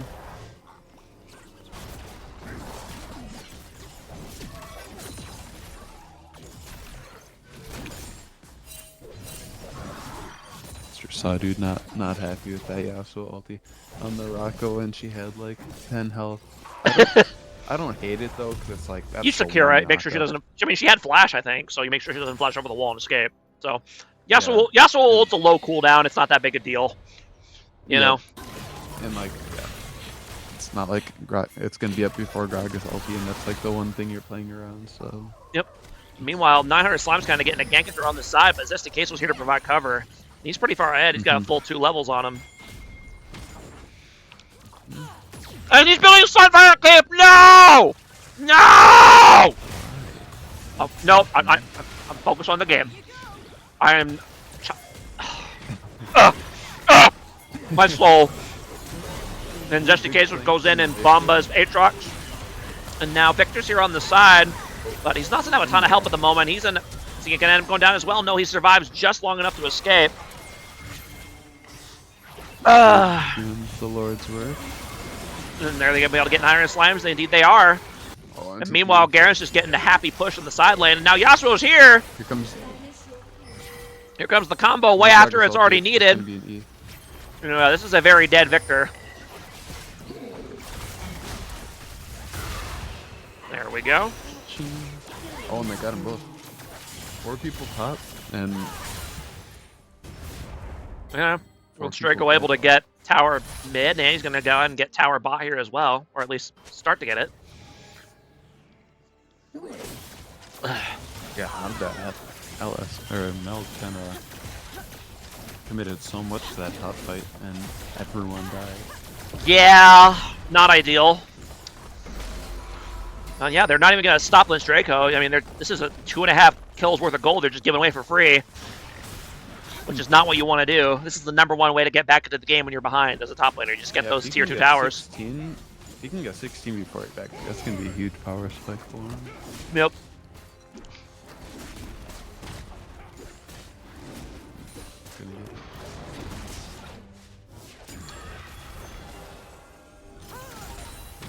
I will say, as I've been watching, I see the logic of swapping out Simina Mas and Nunya Business between mid and DC. I think Nunya pretty clearly is much more mechanically adept and aggressive, which I think kind of works well for ADC, where it's a little bit less important on a lot of mid laners because you're playing like mages and stuff. And Simina Mas is not normally an AD carry, so I think it's a little bit easier for a higher cost player to adjust to a different role compared to a lower one. You know, because if you're a 6 or a 7 cost or whatever, you can play any role at a reasonable level, right? So it might make sense to give Simino Mas' regular role back and put Nunya bot lane and let him play AD carry instead.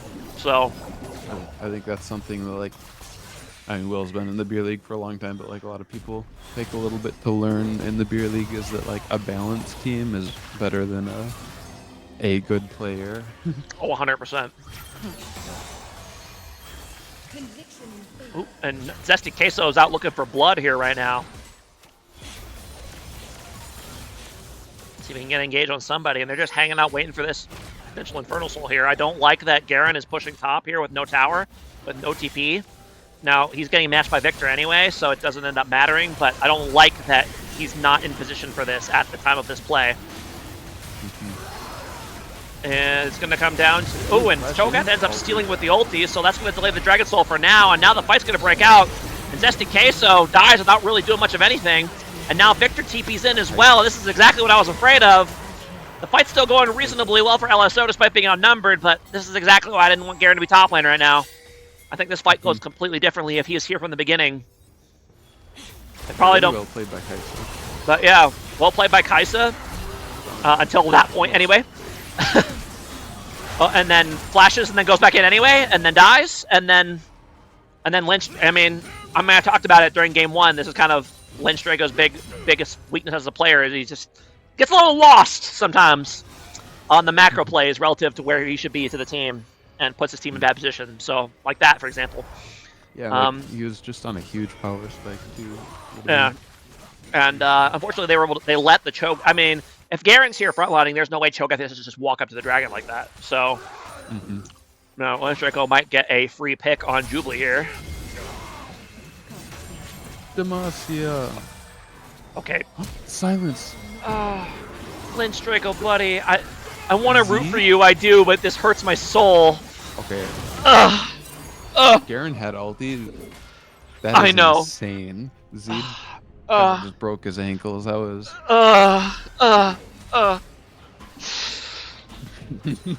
Litz Draco looks really good sometimes.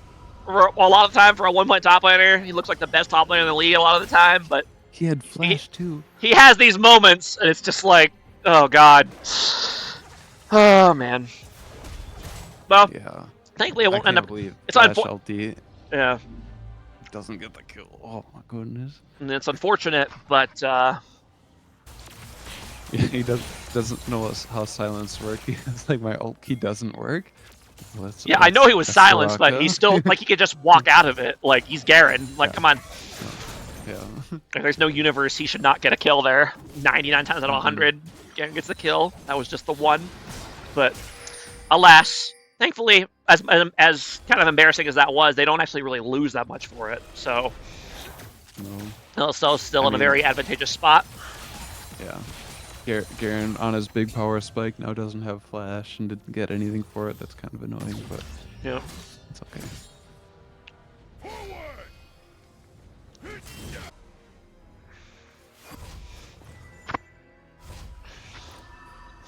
If Sunfire Cho wins this, yeah, I know. I know. And Zesty Queso is looking pretty aggressively in the jungle, but he decides to change it. He thinks better of it. I'm not apologizing for shit if Sunfire Cho wins this game.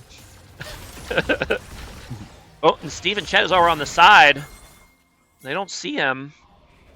Oh, now they do because of that ward. Okay. I'm a little annoyed they didn't go for that a bit harder. I feel like they could have collapsed on him there because he had already used his E, so he couldn't get over the wall. And they're camping in this bush, but there's a ward literally right there. So, I'm not... Yeah. Some interesting plays here. Yeah, Sunfire with 125 damage on Cho'Gath, pretty good. Definitely worth the 3,000 gold he spent on it. Or 2,900 or however much Sunfire is. 2,800? It really is too. It's too much, is the point I'm trying to make here.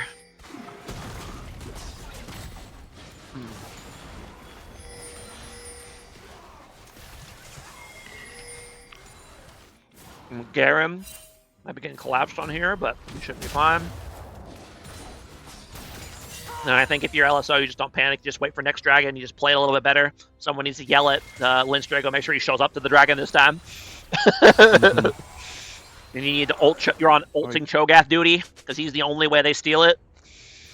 You just go in on that guy and blast him. He's got to like recall now. Yeah. Or like when instead of canceling his recall 20 seconds ago, right then. Lynch Drago, buddy, come on. He keeps canceling it for these waves. At some point, you just gotta go, bro. There's always another wave. Yeah, right. He should still make it on time, but I would like it if he was here early. Yeah. I did say they have a good split push comp, but there are right and wrong times to split push, and the wrong time is when you're trying to get Dragon Soul, and you don't have TP. That is the wrong time. Over Dragon Soul.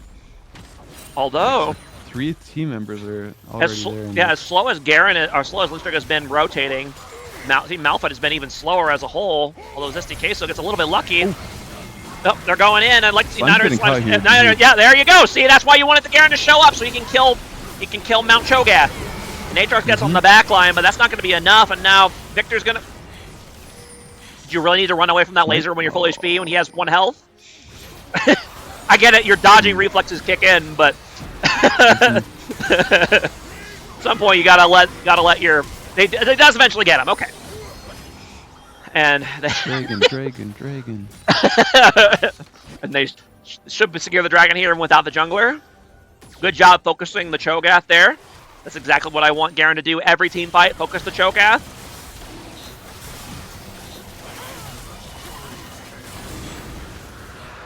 I mean, yeah, if you could focus the Soraka, somehow do that, but she's not going to stand next to you most of the time. So, there you go. Infernal Soul for LSO. Secured, though. Nice, Dragon Soul, 3.5k gold lead here for LSO. And a great spot. They just got to close it out. I want to see a nice Gragas combo. Just one-shot somebody with... It's not that strong, but they shouldn't have it. Don't really have any MR, so... He also is able to get his Infinity Edge here. It's a nice power spike for him. And 4 items for Kai'Sa. That's tough. Yeah, Kai'Sa's been playing really well. Kai'Sa benefiting from that change to the increased max attack speed cap. This would definitely be over 2.5 before, but now the new max is 3.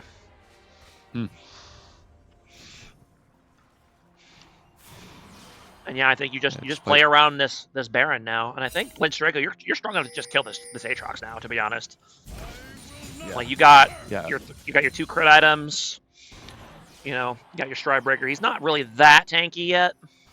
You're not the Garen you were at level 3. Yep. Yeah, I wouldn't mind just like all 3 lanes trying to like mat pressure and just avoid fighting until there's some obvious reason to. I think you just play for this Baron because it's too dangerous to push this far into the base. Because there's no tier 2 towers left in any lane, so you just kind of look for a play as a team. Yeah, shove and rotate. Like, or threaten to rotate. Yeah, like Yasuo crashing this wave is, I think, really good. Draw Victor Rage. Yeah, and he's got TP, so I don't mind him splitting as much. Ooh, hold on. I was just saying they look for a pick here, and it looks like they're going to catch a Void Monster Boy getting greedy for his farm right here. Oh, he went for the... Yep, and he doesn't have flash, so he's getting chased. Yep, and he just ends up going down. And that'll be Baron over for LSO.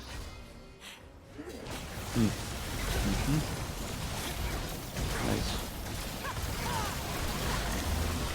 And nice pick. Like that's ideally like how you split pushes. You like just make it awkward for the other team. You like get prio in all these different lanes just by hitting whenever people walk away and walk into the jungle and hope something and I think happens. You just look for an engage here, to be honest. If you can get an engage on their back line with the Gragas, this game's over. Like right now, for example, would be a good time. And Kai'Sa understands. She's in the front. She understands the situation. Now she's really in the front. She understands too well. Yep. And they're going to go in on 900 slimes there, but actually they're going really uncoordinated here. And LSO is actually going to lose this fight. And Gragas, you just need to run and save your Baron, I think. I'm not... Okay, hold on. How did this fight go so badly?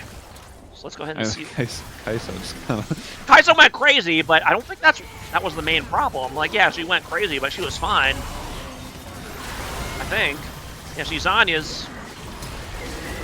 And Milio kind of gets blasted, knocked up, and then they go in, but they get stunned by, double stunned by the Victor field. Yeah, that's what happened. Okay. Yeah. Oh, in all the chaos, I don't even think they saw the Victor field on the ground because I didn't see it the first time. And they end up getting double stunned and are right in front of a big boy Aatrox.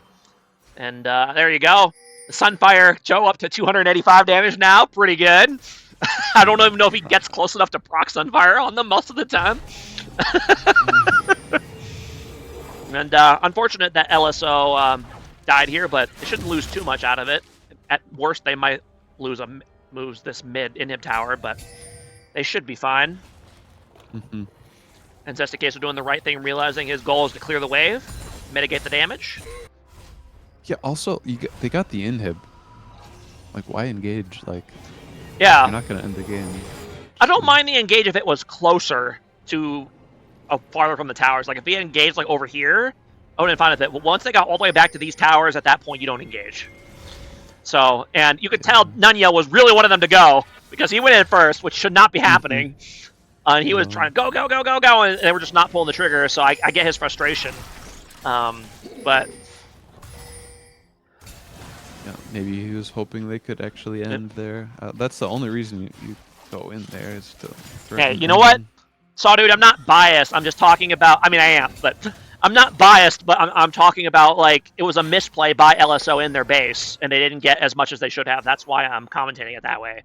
You know, it's not because I'm like, oh yeah, I hope LSO wins.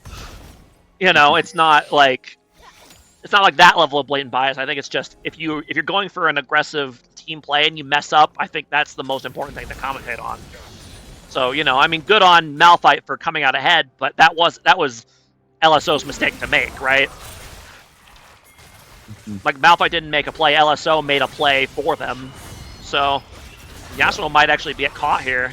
Well, he's fine for now, but they're pretty fast. He's going to get chased down. He's stalling like a champ, but that silence field cuts down his dashes. Oh, and now Zesty Queso's caught out, and he's going to go down.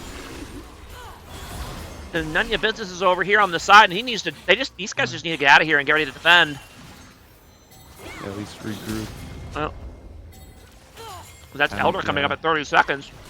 I think you go for this. Yeah, you go for the Shogat right here. Ult him. Ult him. Why are you not ulting out? Garrett! Why you no ulti? That's their jungler, and this is an Elder situation. Ugh. I think fair to say unfortunate on that one.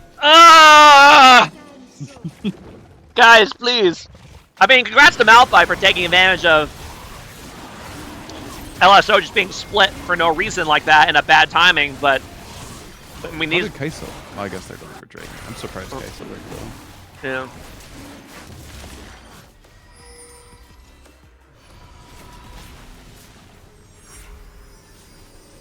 Karen walked all the way up there and now recalls.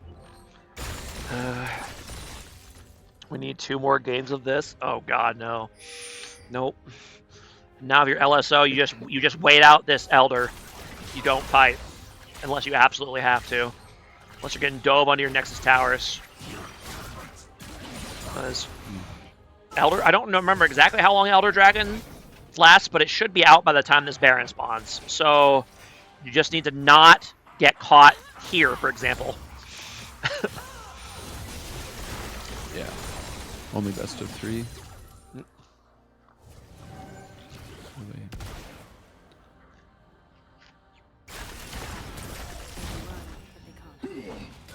I think at this point you just try to safely wave clear. You don't get any closer to them yet than you have to.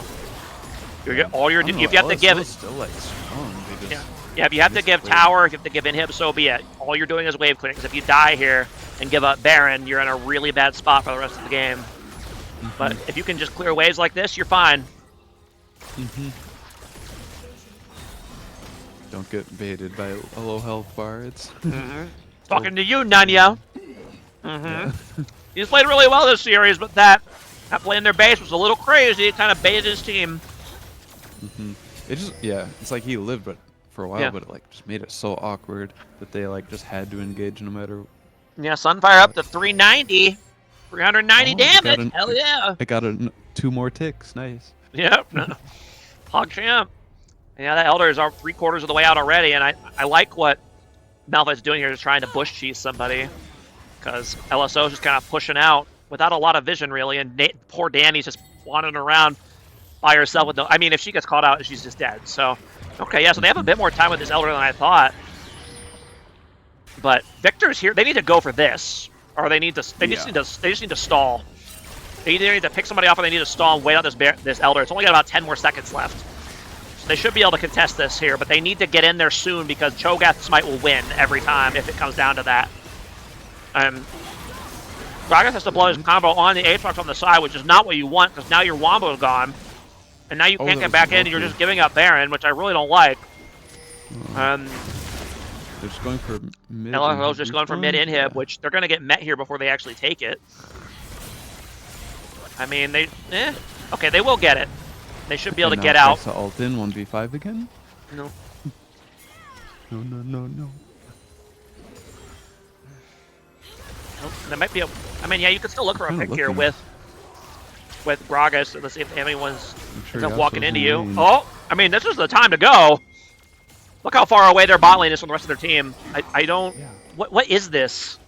Like, if you're They're not, just hoping you're here to somebody make a walks play, in, so make the but- play. But, like, come on, you got your flash, Gragas. Let's go.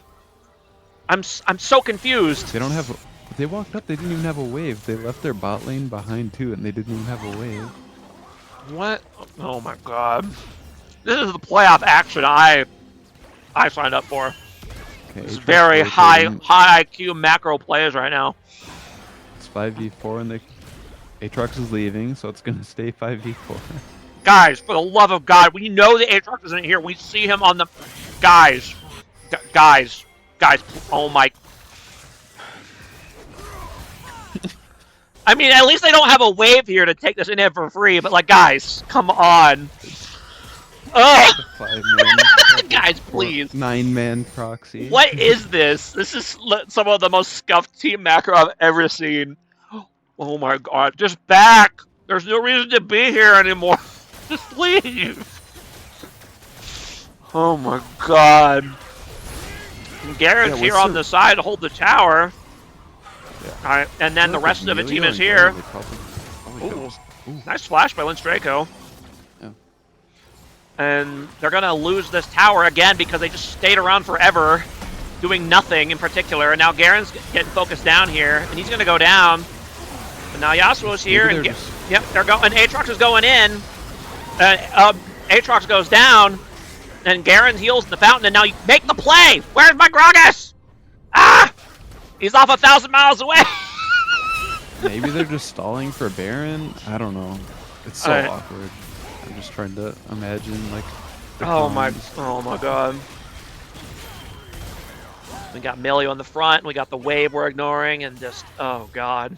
And you see, none of your business understands the assignment. He's positioning extremely aggressively, and Yasuo able to get on this wave. Doesn't flash very well, but ooh, lands a nice double tornado on the back line. And now Kaiser is in, but Garen is in the middle, and they finally get him. And okay, Yasuo ends up going down, but ends up trading 2 for his death. And now can they catch out Cho'Gath here? They should be able to. He doesn't have Munch, so they end up getting him. And then there goes Soraka. Okay. And despite all odds, LSO manages to fumble their way to the victory here in Game 3. Like, it sounds so, baby, it sounds so mean to say that, but it's the truth. Like, this is some like insanely scuffed macro. But I mean, unless Aatrox can pull up the greatest 1v4 of all time, this should be it, right? Mm-hmm. Alright, guys, I was kidding about I was kidding about the one. Okay, thank you. I was kidding about the greatest 1v4 of all time, please. Well, GG, Mel, that was... Alright, well, there you go. I mean, that was a fun, wild, series of varying quality. Look at that Kaisa damage, though. My god. 75,000 damage on the Kaisa. I mean, I don't normally like Kaisa, but if you're going to play it like that, I can get on board. Most Kaisas do like 20,000 damage in that situation, but 75,000, a little bit better. And yeah, I mean, honestly, I feel like LSO should have won this game a lot more easily than they did. They kind of made it harder on themselves. But yeah, how do playoffs work? Is Mel just out, or is that's there it? Yeah, it's okay. single elimination as far as I'm aware. So that's it. Rest in peace to Team Malphite. They were a fun team. They kind of looked better in the second half of the season, but in the end, they get taken down by Team LSO. And LSO, despite their victory, I think they have a lot to think about and clean up going into the next round, because it's not going to be their next opponent's not going to be this sloppy, whoever it is. So I think I have anxiety now. You think you have anxiety now? Yeah. So I think they're. Let me actually look at the playoff bracket here real quick. So LSO will go up against the winner of CR versus KS. So realistically, probably CR, but who knows? Playoffs are weird. But yeah, I mean that performance is not going to beat Team CR, because Team CR has looked like the best team in the league for the past 2 months. So hopefully LSO can figure out some stuff, get a little bit more coordinated for next week. I do really like the shift to Nunya to ADC. Clearly, that worked wonders. Yeah, he was doing really well all series. Yeah. And yeah, it was a fun series to cast. Thank you for joining me, Mr. Super Noob. Oh, for sure. Yeah, thanks for running the stream. Thanks And for watching, everybody. Oh, I gotta do the prediction. Sorry. Choose outcome. It's LSO. there you go. Okay, there we go. I did not forget. All right. Thanks for watching, everybody. Next series Yeah. is scheduled for Sunday. We might have one before that. We'll see. But we'll see you guys sometime later this week. Thanks for watching, everybody. Bye. Peace.